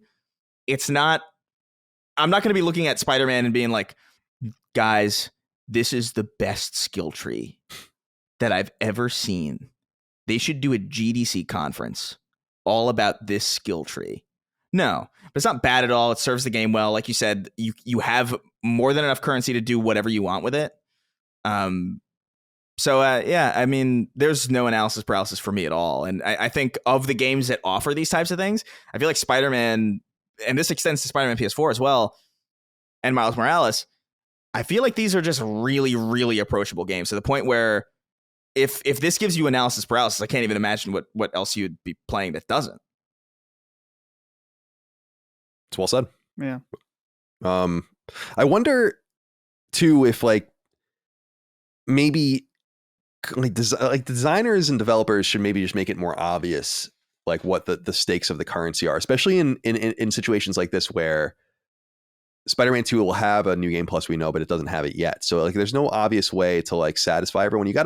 I would like to know that information. I don't think it's spoilery to know. Yeah. I don't know how exactly you would say that. It reminds me of in games where Sea of Stars is a good example, where you find things and it's just there's a whole category of like just sell this stuff. And it's just like no ambiguity about it. Right? It's like, oh, am I going to need this later? And it's like, no, just sell it. And it's like, okay, cool. Thank you for letting me know that, because that's obviously a famous quandary in games like this. And so you could look at it as a similar design mountain to overcome at some point. I don't know. All right, let's move on to the news. All right, only 2 news items this week. Let's begin with number 1. According to friend of the show, David Jaffe, longtime PlayStation producer Connie Booth has left PlayStation after a career that spanned virtually the PlayStation brand's entire existence. Worse yet, Jaffe reports that Booth was fired from her role as SVP of Head of Internal Production, a position in first-party catalog stewardship that she has long overseen alongside the likes of Scott Rhodey. Jaffe reports that longtime Guerrilla producer Angie Smets, who made her name producing the Killzone and Horizon franchises in part, will take her role. Smets is currently PlayStation's head of development strategy and was installed in that position by her old boss, former Guerrilla lead Herman Holst. Now, for many PlayStation gamers, Booth's name is unknown, but it doesn't make her exit from PlayStation any less substantial. As Jaffe rather urgently noted in his reporting, her leaving, especially not on her own terms, is extremely consequential. Booth was with PlayStation for some 26 years, joining a nascent internal first-party movement as executive producer in the fall of 1997, but she was with Sony Corporation since the late 80s, making her a true company woman. Only a year after she joined PlayStation by 1998, she rose to the director of product development for the entire PlayStation brand, became a senior director in 2007, and ascended to an executive role beginning in 2012. Booth made her bones specifically working as the senior and later executive producer of Naughty Dog's famous Crash Bandicoot franchise, partnering with them in a second-party capacity years before Sony purchased them outright. She was also the executive producer of the early Siphon Filter games at Bend Studio, and helped shepherd countless internally developed first and second-party games as director of PlayStation's product development, from Insomniac's Spyro, Ratchet & Clank, and Resistance series, to Sucker Punch's Sly Cooper and Infamous series, to Naughty Dog's Jak and Daxter and Uncharted series, to Zipper Interactive's SOCOM series and MAG, and to most recently the likes of The Last of Us, Days Gone, and Spider-Man. In other words, she had her hands on pretty much anything that spawned from an American Sony-owned studio or a team closely aligned with PlayStation. Indeed, she's prolific enough that she was quietly inducted into the Academy of Interactive Arts and Sciences Hall of Fame at the DICE Awards in 2020, something we reported on at the time here on Sacred Symbols. Now, what's interesting about this reporting from Jaffe is that it comes loaded with some details that are especially believable because of his own connections to PlayStation. Remember, Jaffe was the creative lead behind franchises like Twisted Metal and God of War, and he made a series of other PlayStation published games as well over the years, like Calling All Cars and Drawn to Death. So he has rock solid sources, and he would know what's what. And what he's basically saying is this: PlayStation's internal move, however significant towards games as a service, hasn't been well received internally, particularly after Naughty Dog's Faction project was seemingly put on ice. Jaffe actually says it's canceled. Rather, Jaffe places the blame on what may come on exiting CEO Jim Ryan, who is rumored to perhaps have bought in too significantly into a type of game that PlayStation studios simply don't know how to make. For Sony's part, they haven't confirmed any of this information, and we await comment if any is forthcoming at all. So, Dustin, let's go to you first. This was we talked about it that night that Jaffe was teasing something. I was wondering what it was. In some ways, it was less bad than I thought it was. Like when he started talking, I was like, oh my God. Like, what have they done? Did they is there like a civil war at Naughty Dog, or are they shutting down one of these major studios or something? But it ended up being something that in some way for the mid and long term is actually quite consequential. I've met Connie Booth many times. I've interviewed her. She's been part of pieces. I think she was in the history of Naughty Dog and other things I've done. And she's a major figure at PlayStation. Anyone who knows anything about PlayStation, especially their American operation, knows that she was a major force and a major production force.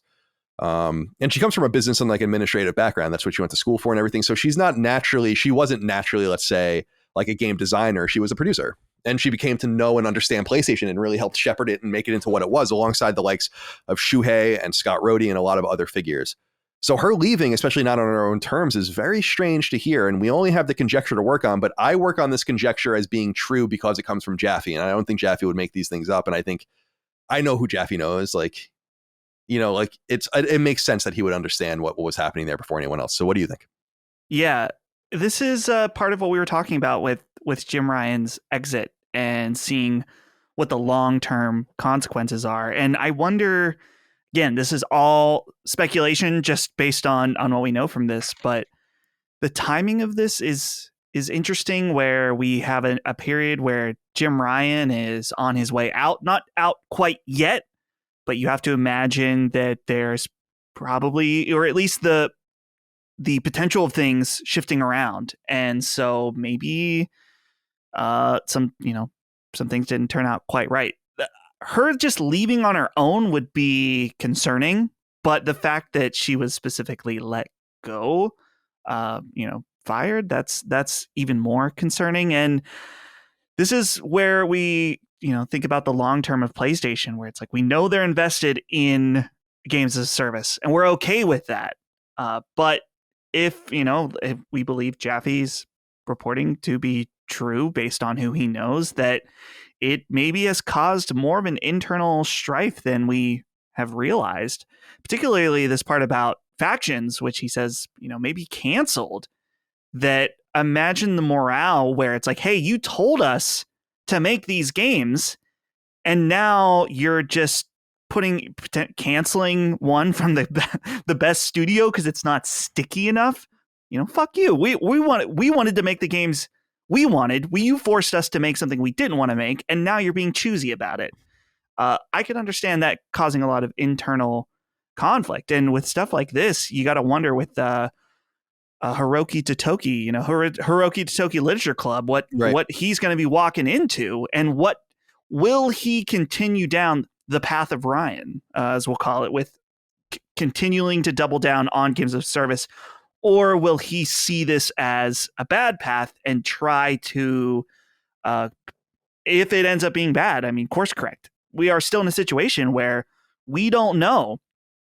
We, as the hardcore gamers of PlayStation that have loved what PlayStation's been up to this point, Jim Ryan still may be right on terms of a financial perspective of PlayStation, that games of service is the right move. We don't know yet.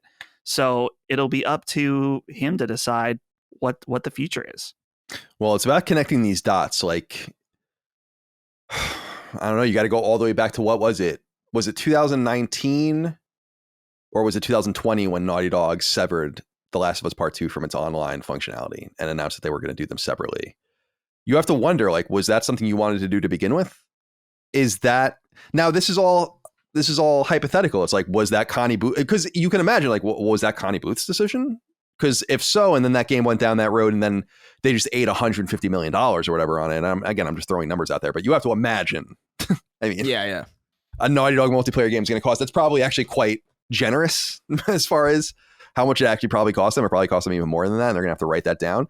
You could see that axe falling on someone. But my whole thing about her is, because I saw some people conjecturing, it's like, well, she's not prepared to make, kind of make the pivot. And I'm like, I disagree. She was the producer of SOCOM and MAG, as the product developer, and Infamous 2 had user generated content and so on and so forth. It's not like the Uncharted games and The Last of Us had online multiplayer. It's not like she was just like totally ignorant of all that was happening. So Chris, I mean, we have nothing to work on but conjecture, but how are you feeling about this exit seemingly forced? Jaffe says some other interesting stuff too. Apparently he says Sean Layden was walked out of the building when he was let go, and that he was let go too. It's like, interesting. That's some Succession type shit going on at Sony, I guess. I don't know. What are your thoughts here?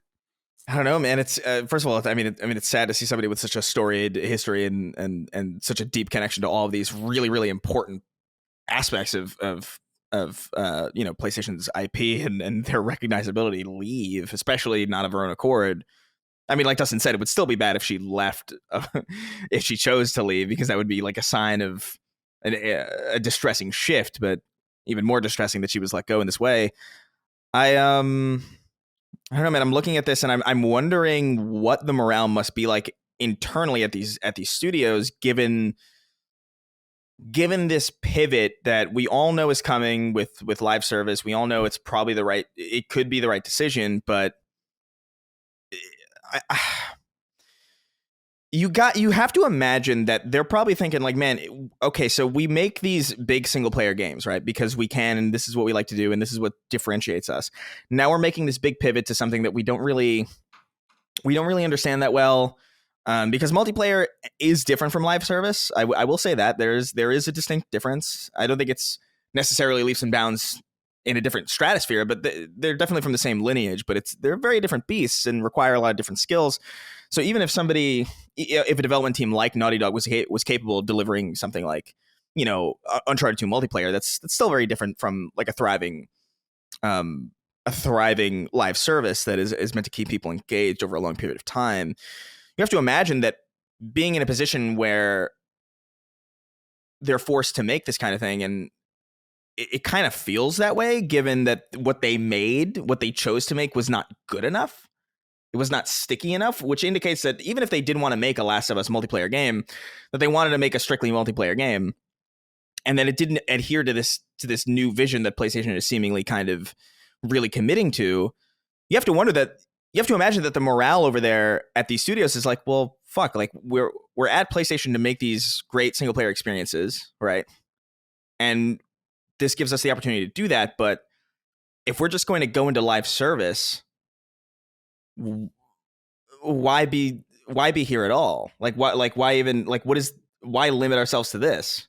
Especially given that Bungie is in the same family and able to act completely autonomously from at least their perspective. I'm not saying this is literally true. I'm saying the feelings of these internal studios must be pretty. I have to imagine there's some serious political shit going on behind the scenes. Yeah, I would imagine that seems to be somewhat obvious at this point, right? I mean, unfortunately for them, I guess. Yeah. I agree with you that I think the Bungie thing might be a sticking point for people. And I think we talked about that a lot in the beginning about how that's going to all operate, because I think for your rank and file, I don't know that it really matters or they don't think about it too much, but generally speaking, developers don't. This comes up all the time, I think, in different ways, but the fanboyishness about consoles and brands and stuff is not really shared by the actual studios that make the games. I think if you honestly talk to some of these guys and we're like, wouldn't you want your game everywhere? And they'd be like, yeah, of course. We want as many people as possible to play our game. And so to watch another team come in, kind of get that role, and you're kind of stuck in some place, I think is maybe something. And I also think Bungie having control. I mean, imagine. And again, the speculation only comes from Sony's insistence on not speaking. Mm-hmm. So we're left to kind of just speculate. But I don't know that I would take very well either if we worked on this game for years, past a series of green lights as we went on, right? And we're like, yeah, go on, and we reached this benchmark and we reached this milestone, and yeah, keep going, pre-production and pre-alpha and so on and so forth. And you finally get to this place where earlier in the year you note that the game will be seen this year in some sense. And then this outside force comes in and says, not so fast. And that probably is tough because it's like, well, who the fuck are you exactly? And there's obviously a difference of opinion because the game wasn't just being developed in secret. It has to reach its milestones. It's constantly under revision. It's constantly being reviewed. Like, that's the way games are developed. And so these two competing philosophies at some point met very late, and it's someone's fault.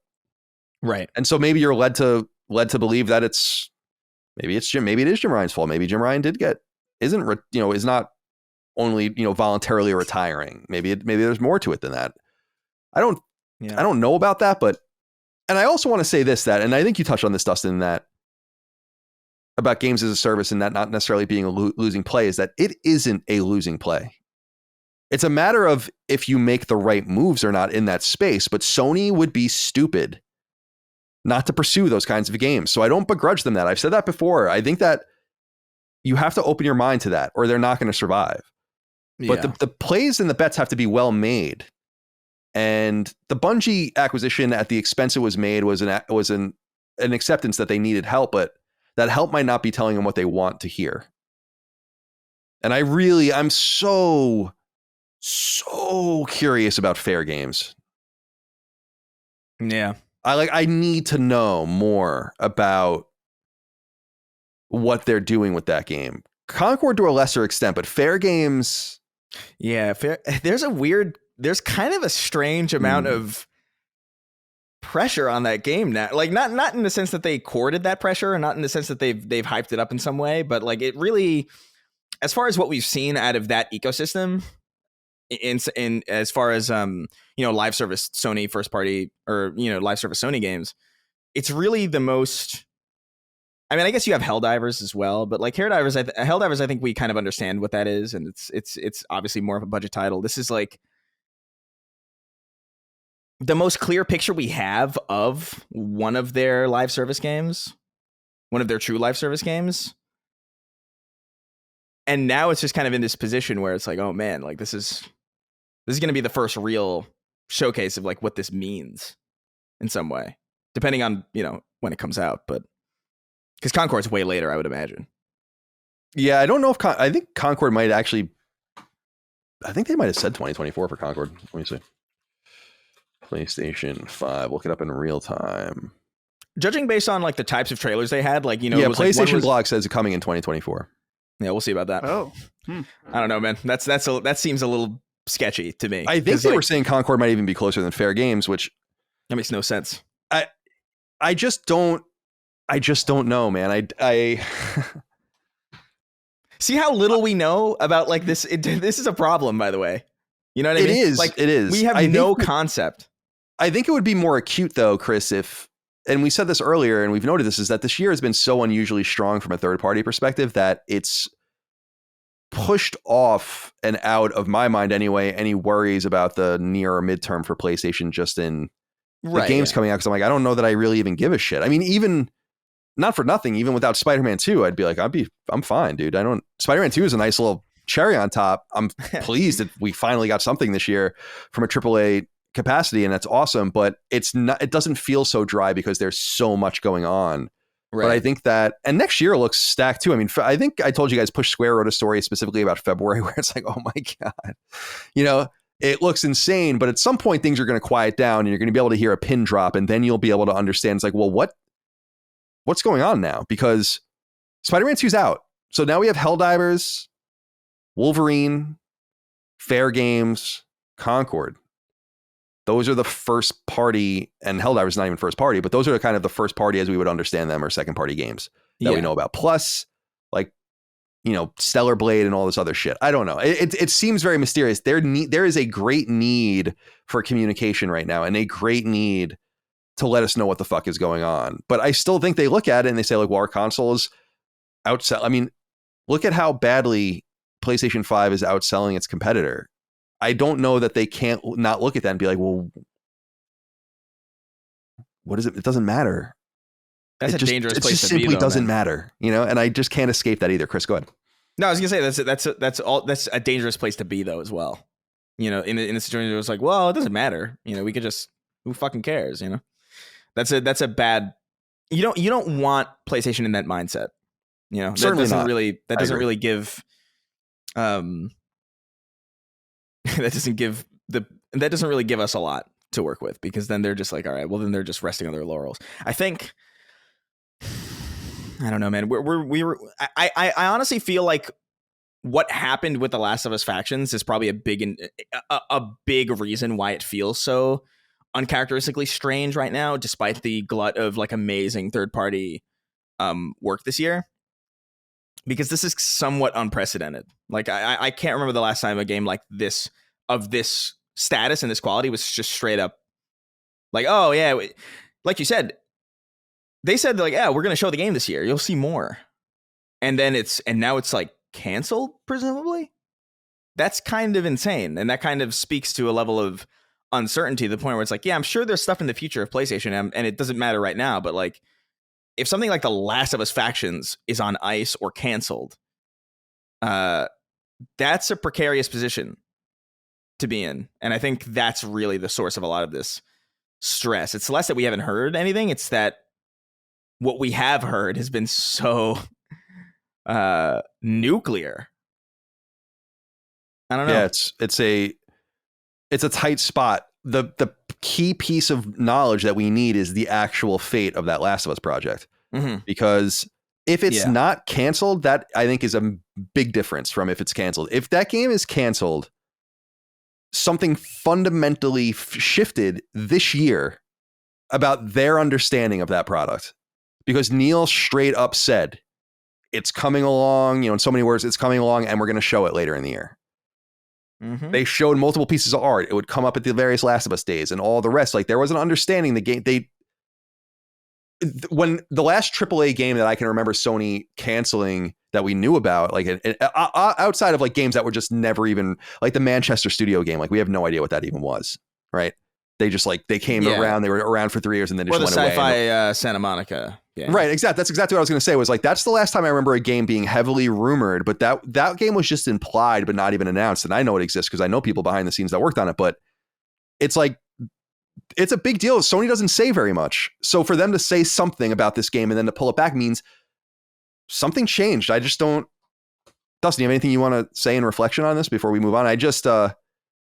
I'm so puzzled by that. I refuse to believe that they would just allow that game to be canceled if Naughty Dog itself understood it to be different. Like, I don't understand. What do they think it's going to be, like Anthem or something? Or Babylon's Fall? Like, I just don't believe that they can put something out and that there's not going to be a response from people. Unless they're so worried about that franchise as far as like the high quality, like it's known for just the highest quality and they just cannot fuck with it. I can respect that, but at least make sure when The Last of Us Part 2 Remastered comes out that whatever you have is stitched to that thing. Like, I hope at some point we see it, I guess is what I'm saying. Yeah. I'm trying to think about the major problems that Bungie has had with Destiny and where they might look and see where the biggest pain points of a different project could be. And I think early on with Destiny was the fact that people wanted to play it like a lifestyle MMO game and they didn't have enough content ready. And again, this is just speculation. I don't know if this is the case, but I just look at this where Naughty Dog is not the type of team to make content that is I don't want to say quality or quantity over quality, but in some ways that's kind of what live service games do, is that it's about the amount of content and you hope that it's some level of good. But Naughty Dog fundamentally doesn't make games like that. They make a game every 5 years or something now that you'll be able to beat. And they're not short, but they're certainly not 100 hours either. And that's what you get. You get this delicious meal, and then it's gone. And now you have them making a live service game that is completely antithetical to what they are at their core. And I imagine that that's probably the sticking point, is maybe Factions was designed to be a multiplayer game that had some kind of live service story that ends. And that's not what Sony wants. They want something that, again, it always comes back to that disgusting word, stickiness. And I'm wondering if that's the core, is that they want Naughty Dog to make something that is just not their nature. But squirting stickiness. Oh god. Yeah. Oh, It's man. just horrible. It's just horrible. It's a horrible thing. I think you're right. I think maybe there is a real lesson to be learned about who makes what. Like, it just, no matter how much you think you can break the paradigm, you can't do it.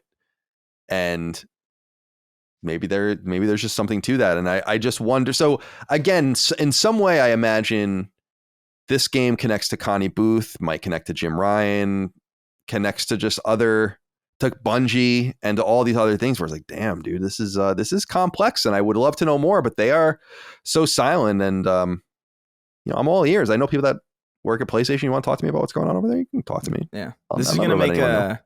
this is gonna make for a killer documentary in 20 years. Yeah, definitely. I hope so. All right, more bad news. Number 2. This is our other piece of news this week. Fresh on the heels of Connie Booth related rumors come more bad news from PlayStation, this time in the form of layoffs that are purportedly affecting 2 of Sony's internal teams. The first team to receive a headcount loss is predictable, but nonetheless sad.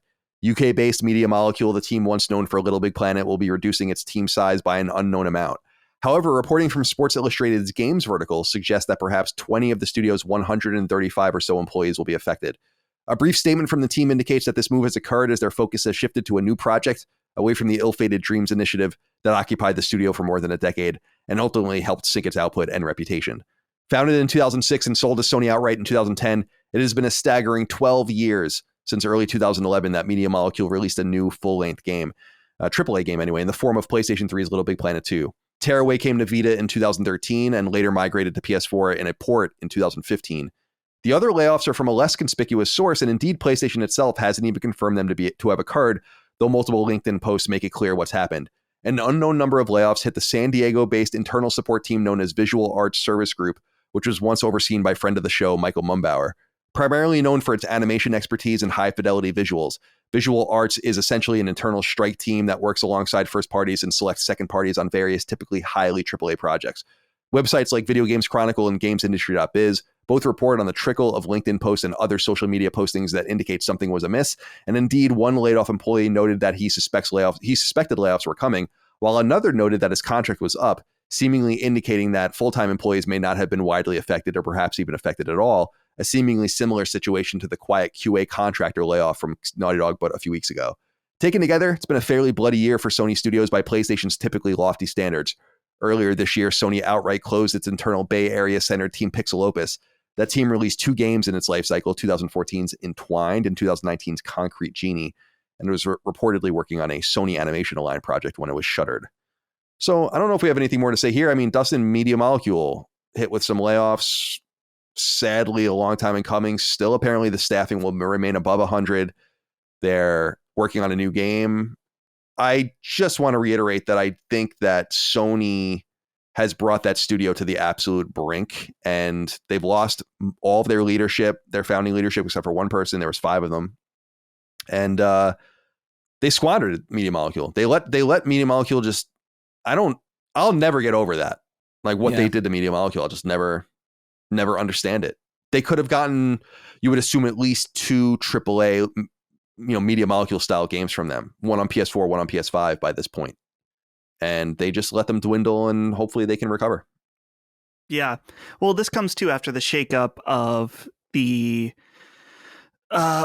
basically they're no longer working on Dreams. You can still access it and, do play levels and download levels, but they're no longer going to be working on it, adding new content or anything like that. So I imagine it's a time of reorganization at the company, which means, unfortunately, there's going to be people that they don't need anymore. And it's unfortunate, but we see this happen I mean, particularly not only just after a project is wrapping up, which Dreams should have wrapped up a long time ago, but now too with a lot of leadership going out and them figuring out who they are again. There's going to be people caught in the middle here. So it's unfortunate, of course, always to hear about layoffs. But in the case of Dreams and this studio in particular, or Media Molecule, it's just it's good that it's not everybody, because I could see a reality where that happened too. Yeah, I think they are. I don't know if maybe their next new idea is huge and they're going to do great. And I hope that they do and chart a new course. But I just would love to know what they were thinking. Not in the beginning, not in like the conception, but just when it became clear that it wasn't going to work, that it became clear that you were wasting the resources of this team. And I know Little Big Planet exists and continued without them at Sumo and other places and Tarsier. And I know that you don't necessarily need them for it, but you could have really managed Little Big Planet even better with better talent and made it something that was relevant still to this day. I don't understand what their management, why did they give him so much rope? They hung themselves a million times. Just dangling there. That body was just dangling there. And I do think that it was part of their BAFTA loves them and it's like it'd be a hard studio to shut down. And maybe their new idea really is great, but I think it's going to be years before we see it come out. And just such a waste of time, dude. Sorry about it. Yeah, I don't know if you hear my dogs. They're going crazy in the background. I heard it a little bit, but it's all right. Yeah, it's all good. Okay. Sorry about that. All right. Anything else to say, Chris, before we move on from the news? No, I'm just with you. It's sad that they wasted their time on. I don't know, man. I think of Dreams and I think of just like shit posts. It's just like, oh man, you want to see like a really poorly animated Peter Griffin solving the gun crisis? Like I don't know, like what? It's such it's just such a fever dream of a place. So I hope that they can make something amazing. I hope that they can find their footing again. Although. It's not impossible for a studio to lose a lot of its founding leadership and a lot of its founders and become really important and really successful and make amazing stuff. I think you could argue that. I mean, that's true of Naughty Dog, who's like Naughty Dog's really on its third layer now of leadership, to be honest. Yeah. So I mean, it's not impossible, but I do lament the fact that Media Molecule, for what they were at the beginning, were so interesting and had so much uniqueness. That I do lament the fact that even though they could bounce back with like new talent and new team members and new ideas, the fact that original crew just kind of squandered so much of their time when we could have gotten so much more out of them before this inevitable shift in leadership happened, as it would happen for any studio. It's disappointing, but I wish them the best, obviously. Yeah, me too. I'll be very curious to see. I mean, when that logo pops up, as a stinger to something, it's going to be like, whoa. Mm-hmm. It's going to be like, since Tearaway, really, we haven't seen anything really new from them in that respect. So, all right. That's all we have for the news. Brief news this week. Let's get into the inquiries. We end every show with 6 questions, comments, concerns, thoughts, and ideas from the audience over on Patreon, patreon.com/lastdaymedia. We put up a news feed thread each week. You reply to it with your comments and inquiries and concerns and whatever else. I read through them. I stick them throughout the show that we've been reading through so far, and I put 6 at the end here, although we only have 5 this week because I read one earlier that had to do more with something we were talking about with Metal Gear Solid, as you might recall. So let's start with Bono Clay, who wrote in and said, "Hey, the notorious CDC. As of Thursday morning, the Metacritic score for Alan Wake 2 is at 89 with 28 reviews in. How do you expect the sequel to a beloved cult classic to perform commercially? The reviews are surprisingly strong, but the window is crowded. Keep molesting that chicken." Bono, thank you for writing in. Dustin, what, you shaking your head? You didn't like that one? Oh, I didn't like the end. Oh, okay. Well, I'm just reading what he wrote. I know. Yeah. You guys are fucking crazy. Yeah, they're a little perverse out there. Bono, thank you for writing in. So Alan Wake 2 coming out. It'll be out, I guess, the day this goes live. It's preloaded on my console. I noticed it last night. It's very exciting. Mm-hmm. And I'm ready to go. I platinumed Alan Wake. I beat it twice. I played the DLC, although I didn't play the American Nightmare. I don't think I'm going to play that, but so I'm ready to go. I'm really excited about it. Next week, hopefully, after Spider-Man 2 is in the back rear view mirror, and we've done the spoiler cast, and I can kind of move on with my life.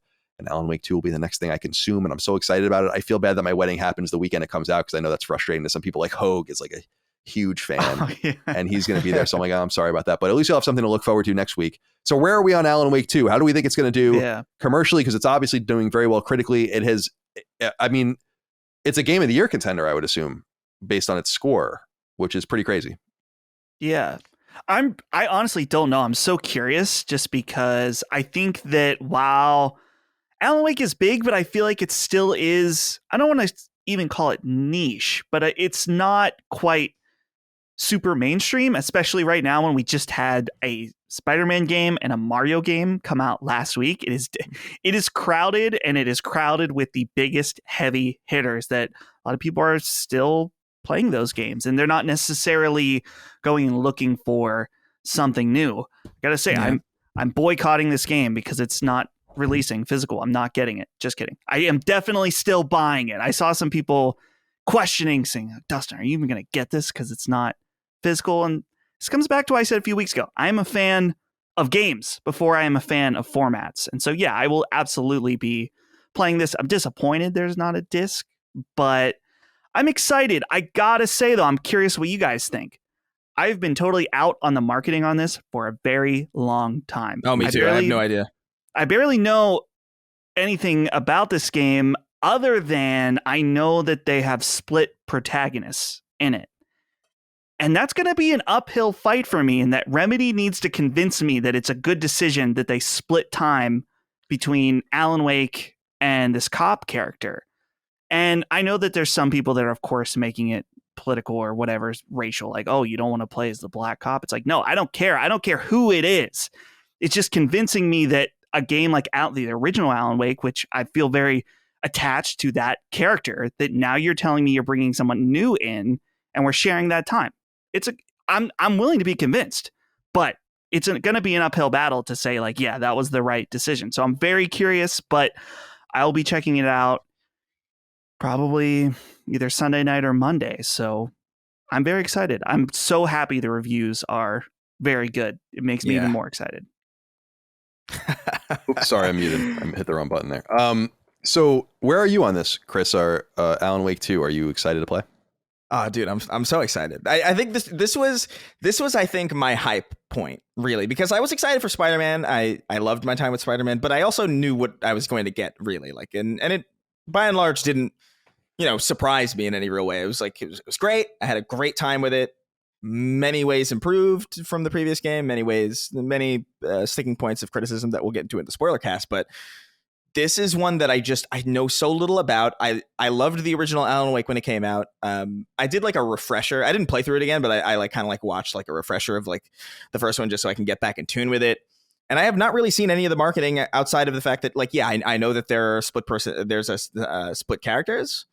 And I know that it looks like it's borrowing a lot gameplay wise from Resident Evil. That's really all I know, or modern Resident Evil, which is awesome. It's awesome. Like, I am so stoked about this because it's Remedy is just one of those rare studios that just makes things that are so, they're captivating in such a strange, offbeat way that I just can't help but be really engrossed by it. And the premise, the fact that this game is even real at all, like the fact that this cult game that I really liked in 2010 is getting this really gorgeous looking sequel so long after the fact, and that it's reviewed well and that people like it, that alone is enough for me to be like, all right, I'm stoked. I'm probably going to be playing it the second it goes live, now that I'm stricken with a fucking viral plague. Yeah, man, enjoy it. I think I think the original Alan Wake was just pretty wonderful. I really, really loved it. I think that Microsoft made a strategic error, not only in not continuing that franchise, but in letting it go.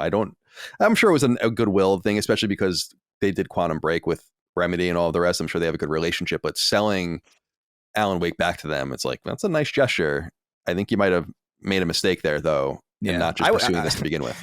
We talk a lot about consolidation on the show, but honestly, like, if I was Microsoft back then, I probably would have been like, we should probably buy these guys, because they lack that specific thing, that like that third person like narrative, like that strange, like especially when it comes to like high quality and very auteurish kind of quality, which I think Remedy has, which is like something that is increasingly rare as the industry kind of consolidates and talent kind of evolves and old talent leaves. And, you know, it's very rare to have a studio that makes consistently bizarre shit like this and does it at a high quality. Like I loved Control.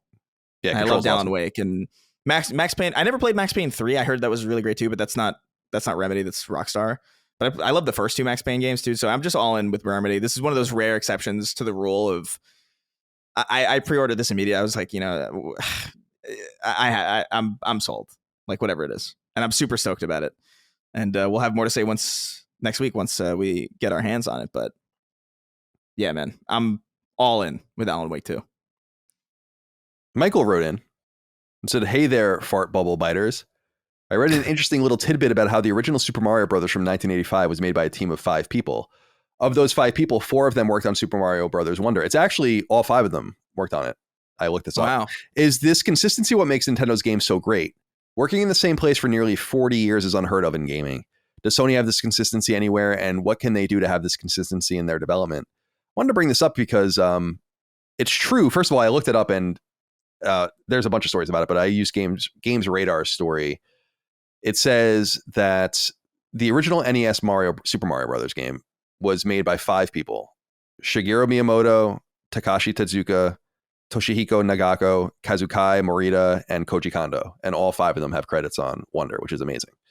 So in various capacities. And that kind of continuity is, I think, really important, actually.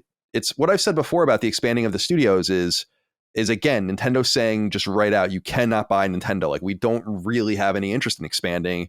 We have partners, and then we expand with those partners and all the rest, but you just don't go out and buy that culture. I think over time, studios turn over so much that they become like cover bands and not the real thing anymore. And I do think that that's necessary and important. I actually think that it's okay even to look at studios as it's certainly not okay from the capitalistic perspective where people buy these things and they have so much money riding on them. But from a user's perspective, it's okay to kind of look at these outfits as ephemeral. Like, they come and they go. They have something to say or something to do as a specific unit. And then when you break those component pieces up, they're not the same anymore. Sometimes bands go on and they have new singers. I mean, like Journey has had 4 singers, I think, and Stone Temple Pilots has had 3 singers, and so on and so forth, and Alice in Chains, obviously, but it's not quite the same. And so I think that there is something special about that. What do you think about this, Dustin, about having people that worked on Super Mario Brothers working on Super Mario Bros. Wonder? Yeah, I think it's awesome. And I think that's something that's so unique specifically to Nintendo in general. It just probably goes to show that they probably take really good care of their people and make sure they're happy and make it so it's an easy decision to stay there. You think about other people too. Koizumi, he is one of the directors. He's the Snap guy, for people that don't know. He started there. I looked it up real quick because I knew I'd heard this. He started in 1991 working on manuals for Link to the Past, where he did like art and writing and layout and stuff. And he worked his way all the way up, and he's a senior executive officer there now, doing huge stuff for like Mario Odyssey and different Zelda titles and stuff like that. And so clearly there's something there in just how they treat their people, which is crazy thinking about that. Whether or not you as a consumer or a player of games like Nintendo games, whether they appeal to you or not, it's undeniable that their games are high quality at the very least. You know, looking at Mario Wonder, I couldn't believe it. I popped it in. I always check for an update. No update on Mario Wonder. It is just good to go right out of the box. That's so nice. Yeah, not all of their games I think are like that. I obviously there are exceptions where I don't think. Oh yeah. Well, and that's an interesting thing too, since there is kind of a multi-tier development with Pokemon where it's not just they're not Nintendo. fully owned or anything. Yeah, right. But clearly they have it together where people want to stay there. They make high quality products and they sell a shit ton of games and hardware. So they got the sauce. They got the secret sauce. Yeah, I just think Nintendo is manifestly special. Like there's just something about the company. It's not only about time, because when you think about it, when you really compare it, Nintendo as a premier developer of games is only, premier developer of games like 10 to 15 years ahead of Sony, right? But I think that there's more of a differential between even the quality of games. Like there's an assumption about the games they release that they meet that assumption almost every time. It's really, really interesting. Anyway, Chris, what do you have to say about this, about Nintendo's continuity and all of this? Do you think this consistency is something that Sony obviously wants to shepherd it as well? This goes into the $3 billion to Bungie and all the rest. So yeah. But it's also true that Neil Druckmann didn't work at Naughty Dog until Crash Bandicoot was a fucking distant memory, and they're actually better now than they were, in my opinion. So things can happen both ways, I guess. Yeah. I think you definitely want to retain your key talent, and I think that's something that a lot of that would be beneficial for most developers. I think high turnover is probably like the worst thing for development. Easily, it's what did in a lot of games that would probably otherwise be fantastic, and I would argue is honestly the sole reason why a lot of games end up being completely fucked, especially over in Microsoft's ecosystem. That's a big portion of the Halo Infinite blame, I think. But I was gonna say, dude, is there any higher endorsement of a company's work culture than these people have been here since 1985, and they're still putting out amazing shit? Like that's kind of amazing. It'd be one thing if you're just slaving away at this company for 50 years and like the quality kind of went down, or you know what I mean, or it's like things have been kind of on a consistent downhill slope. But like, man, they just, not only do they have that same key talent, they're undoubtedly attracting more new talent as well, and they're still putting out great shit. So I mean, yeah, Nintendo. The word you use, manifestly special, is very. That rings true to me. It's like very. I can't think of a better way to describe Nintendo. It's just interesting to see the world through a person like Miyamoto's eyes, where it's like, damn, dude, you just see the joy and the wonder and, pardon the pun, and the, I don't know, you see all the finer things in life. Like you understand. It goes into his whole thing about playing in the woods and coming up with Zelda as a kid and all of the rest. And it's like, yeah, like you are an absorber of things. You are a student of life. You really fine tune your craft. It's something that is astounding, I think, in some way, and something that really be well respected. Dustin, you have something you want to say? Dagan told me at one point, I don't know if we shared it on this show, don't you have a Miyamoto story? Yeah, wait, do we talk about it on this show? Maybe we did. I don't know. It's not really very interesting story. Is that like I peed next to him in a urinal at E3. That was like my like. Well, I was peeing and he walked up right next to me, and I just you just look and it's fucking Miyamoto. And that was he told me something about him being alone in the IGN office playing guitar or something. Like you walked in and he was. I'm trying to remember. That might be like a story he got off of like Nintendo voice chat or something. I don't know anything about that. We'll have to confirm. Yeah, talk to him. Yeah, he'll know more about that, because I know that he used to. I've seen him many times, but that was like my one weird like one-on. Not that we even said anything to each other. It was just like we were the only people in there, and he just came like right next to me, and like the urinal was a small bathroom. I was like, this is so strange. Like, yeah, it's like one of the strangest things in the world. And he's thinking about the joy of peeing. Yeah. He's like, how can we gamify this? And then that's how he came up with Splatoon. Wow. Yeah. He looked down at the urinal while he was standing next to the Colin Moriarty of IGN fame, and he was like, you know what? There's something to this. And then he peed on me a little bit. He's like, isn't that fun? But he said it through his translator. Yeah, isn't that fun? Like, I've captured you. That's my territory now. Oh my God. Gross. Mega disrespectful. All right. Derek Beek wrote in and said, howdy. While listening to Sacred Symbol's sister podcast, Punching Up, it is sometimes brought up how much Micah loves playing couch co-op games, yet Colin won't play them with her. I just had a question. If you ever decide to have kids one day and little 7-year-old Maury comes up to you and asking you to play the 47th season of Fortnite and split screen, are you just going to say no, blow a fat symbiote cloud in his face, throw on your Pulse 3D headset, and play the newest Final Fantasy 37? I'm joking, obviously, but I'm genuinely curious. Have you ever thought of that? I'm sure if we had kids that I would play with them. And I'm also willing to play with Micah. The last time I asked her to play with me, she didn't want to. Ooh. It was, I think I wanted to see if I think I asked her if she wanted to play like River City Girls 2 or something with me. It was like something. And she was like, no, I don't. She wasn't in the mood at that time, which is totally fine. And then I never asked again. And that was months ago. But no, I think I'll play with the. I don't know. Does she bring this up? I feel bad that I I have to really focus on the games. First of all, I don't play very many co-op games, so there's like no opportunity for us to really play together anyway. But maybe I should open my mind more to that. I don't know. Colin, the new Jackbox, this is somewhat related, has the most Colin-ass game ever, where it is all about, it gives you a question. I'm trying to remember. It's like, here's one where it says, the first recorded human death by robot occurs, and you have to enter in what year you think it is. And it's all about dates, where it'll be like, the clapper was introduced this year. And then you have to enter in the date. It's all about guessing the year. And I said, the clapper. Let me think here. 1978. All right. Clapper release year. The clapper, 1984. Too early. Yeah. That was the clapper. What are you talking? What is that? The clapper is like clap on. Clap oh on. My God. Oh, wow. I erased that so thoroughly from my memory. Put that next to your Empire Direct and all those other commercials.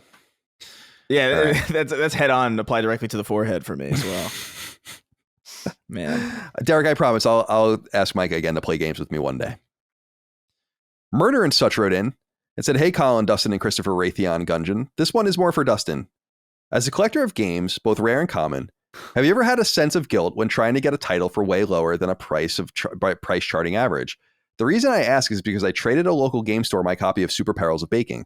Although I was happy to have a copy, I knew that I couldn't break the seal on it, knowing that what was in the case was also stored on my PS5 hard drive, and I'm not looking to complete a full PS4 collection. You guys had mentioned in the last episode about eBay listing that's currently sitting at $5,000, which that game store is very aware of. But considering what they traded me for it, PSVR 2 headset and Logitech G29 racing wheel, I don't know if I should feel guilty about making that deal and hoping they can recoup their investment, or just go with the flow, knowing that Lilimo made their money and it's up to the store to deal with their personal investment. Thanks as always for the great content, friends. What do you think of this?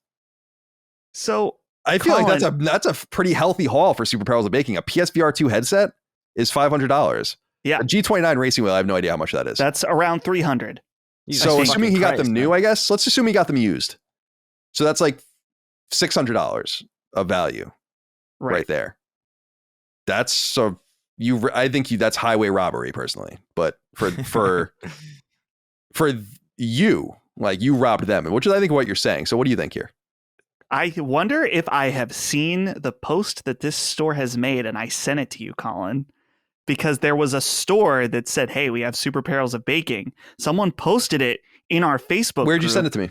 Oh, I know what you're talking about. Yeah. I thought you sent it to me now. I see what you're saying. Yeah. So we're going to have to know if Murder and Such is this. The only thing I remember about this game store is that they also sold vacuum cleaners. That was their thing. It was vacuum cleaners and video games, and they had a copy of Super Perils of Baking that they wanted like $2,000 or something for. But okay, as far as this idea of like getting something for way cheaper than you should, it's very dependent. If I go to a yard sale and someone has a game for $10 or something that's actually worth $100, we'll say, I'm not going to say anything. I'm going to buy it. I will not talk them down. You know, I feel like that's where you get into rude territory where you're really trying to push it too far at that point. So there are other situations too where I've been at yard sales where someone they're like, I don't know how much this is worth. I'll be honest with them and tell them that this is, be like, I'll bring up eBay, like, this is how much it's selling for. I'm willing to give it to you for this amount. And you can either take that or leave it, that it will be less than something like eBay. But it's like, I'm right here right now. You don't need to list it. You don't need to go through all that hassle.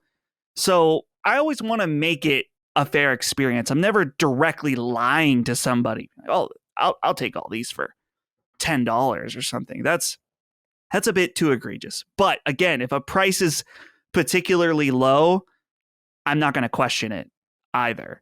The thing about, I don't know how I feel about this Super Perils of Baking, the fact that he traded it in and the only reference was one $5,000 eBay thing. That's a little, ultimately it was the game owner. Made that, and then went into the store and been like, look how much it's worth. Yeah, exactly. I mean, ultimately, it's on the guy that owns the game store that he's the one that made the decision, unless you really tried to pitch it to something as something that's way higher and there was some nefarious business going on. But I mean, you got a nice deal, dude. That game was $34.99. And I'm about to sell 500 more of them. So, although they're 475, I think. And they're gonna come in a different box, but same game. All right. Murder and Such. Stay frosty out there. You don't want karma to come back and get you. Final one. Hugo Falco wrote in. Said, hi guys, this question is mostly for Colin, since he is a trophy hunter of the group. It's been over a month since Mortal Kombat 1 was released, and the platinum is still unachievable due to the fact that there is a trophy for beating something called Titan Battle, a mode that is not yet available in the game. And there is no information from NetherRealm when that will become part of the game. I know most players don't care about trophies, but is it acceptable to release a game with an impossible platinum from day one? What is your opinion? Keep up the great work. I have to say, I kind of dig this. I don't know how nefarious I'd want to get with it, because it would show that games would be ready too early. Like if you have a trophy for something in a game, it means that it would have passed certification. So this mode is ready and they're just waiting for a marketing reason not to release it yet. But there's kind of something tantalizing about saying, come back later if you want this platinum trophy. Now there are platinums like that where you can only get, I think there are games, I can't think of any off the top of my head, but there's like a game where you can get the platinum trophy like years afterwards. Like you have to log in like all of this time afterwards to get a trophy or whatever the case might be. And I know that there are trophies like that exist that used to frustrate people, but I've not heard of this happening really at all. And I don't know that I mind it. It would be interesting. Like that would be an interesting way to market your DLC right off the bat, is to fold the trophies of the future DLC into the platinum and say like, well, you'll have to come back to get the platinum trophy. That will probably turn some people off, but I would imagine that would get people to buy your game later on too that are in the trophies. It's probably a wash, but I kind of dig it. The problem would be if Titan Battle never came out. Yeah. Right.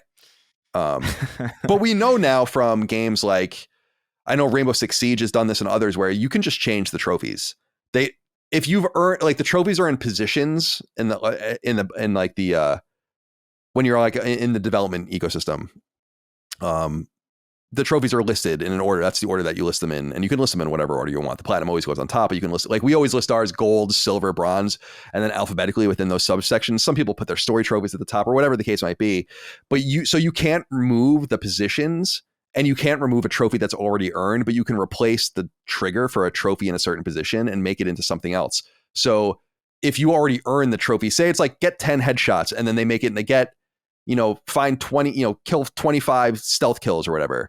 And you already got the one for the first one, you can't get it again because you already have the trophy in that position. But if you don't, you can get it in that second fashion, and it will still fill in the old trophy. So this is stuff most people don't care about, but I like it. And I mean, it's the stuff when I started really making games, it's like the stuff I looked into the most earnestly. I was like, how does this work? So how does it work? Like, what does it look like? How do you make trophies? And that's why our trophy list is so organized, so well organized. So you're welcome. And I said gold, silver, bronze. We actually do bronze, silver, gold, alphabetical in each subsection. Nice. So Hugo, thank you for writing in. Hope that answers your question. My friends, it's time for us to part. Let's go around the horn and say goodbye to everyone. Chris, goodbye to you. Be well. Yeah, I think I'm gonna sleep the rest of the day. I think we're just gonna. It's getting to that. Does it? It gets dark earlier now, right? Right. That's not just my brain. All right. It's been rough. I hate that. I don't like that feeling. I don't like getting dark at like 3 p.m. or fucking. Well, you're not that far whatever. Fucking north, but yeah, it's like 5. You know what I mean? Yeah. It's annoying. I don't like it, but I'll probably sleep the rest of the day. Yeah, this won't come as any surprise. I do like it, but I like the night. I feel much more comfortable. Maybe I'm a vampire, but I don't know. The night it's relaxing. It's easy going. I dig it, but I understand that completely. Micah feels the same way. Dustin, goodbye to you. Goodbye. I will see you shortly. Very exciting. This road trip in particular will be extra fun because we're going down with Ben and Emily. So we'll have some companions on the road just to hang out, and excited for the wedding. And then you're going with your parents and you're going with Gene. So that's 7. Yeah, we'll take 2 cars to Richmond. Okay. I was going to ask you guys what you're going to do about that. Yeah. Yeah. So, but yeah, I'm super excited. Here's the thing. This is my 3rd trip in the last 2 months. Japan, Chicago, and now this. Yeah. So this is after, it's one of those things. I'm excited. I'm gonna have a great time. Once I get back, I ain't leaving for the rest of the year. I don't think I'm just gonna stay and hang out and play games. So, but yeah, looking forward to being with the crew. No, I appreciate it. I'm gonna say that I'm gonna have a little I'm just gonna address during dinner, have a little. It's not a toast. You don't want to toast yourself, but just to thank everyone for coming. And that was one of the things I was going to say was I know full. I've been to so many weddings. I've gone to so many different things. I know it's a little bit annoying, but I appreciate everyone going out of their way and coming and hanging out. And it'll be fun. So we'll reflect on that next week and on Constellation as well. But Chris, feel better. Dustin, thank you for your time, both of you. Mm-hmm. Appreciate you guys. Thank you all out there for your love, kindness, and support of all things Sacred Symbols, Last Stand Media. You know the drill, patreon.com/Last Stand Media for early ad-free access, etc. laststandmedia.store for merch. We'll see you next time. Until then, goodbye. See ya. I'll be married next time. Oh. Sacred Symbols, a PlayStation podcast, is a product and trademark of Last Stand Media and Colin's Last Stand LLC, and is proudly recorded in the USA. The show is conceived by, is written by, and is directed by me, Colin Moriarty. My co-hosts are Chris Raygun Maldonado and Dustin Furman. The show is produced by executive producer Dustin Furman. It's edited by associate producer Ben Smith. All of Last Stand's theme music is by my best friend, Ramon Narvaez. As you know, all of Last Stand's shows, including Sacred Symbols, are fan-funded on Patreon at patreon.com/laststandmedia. The following names are at the producer level on Patreon, our highest tier, and we're grateful for your thoughtful and kind contributions to our independent endeavor. Thank you.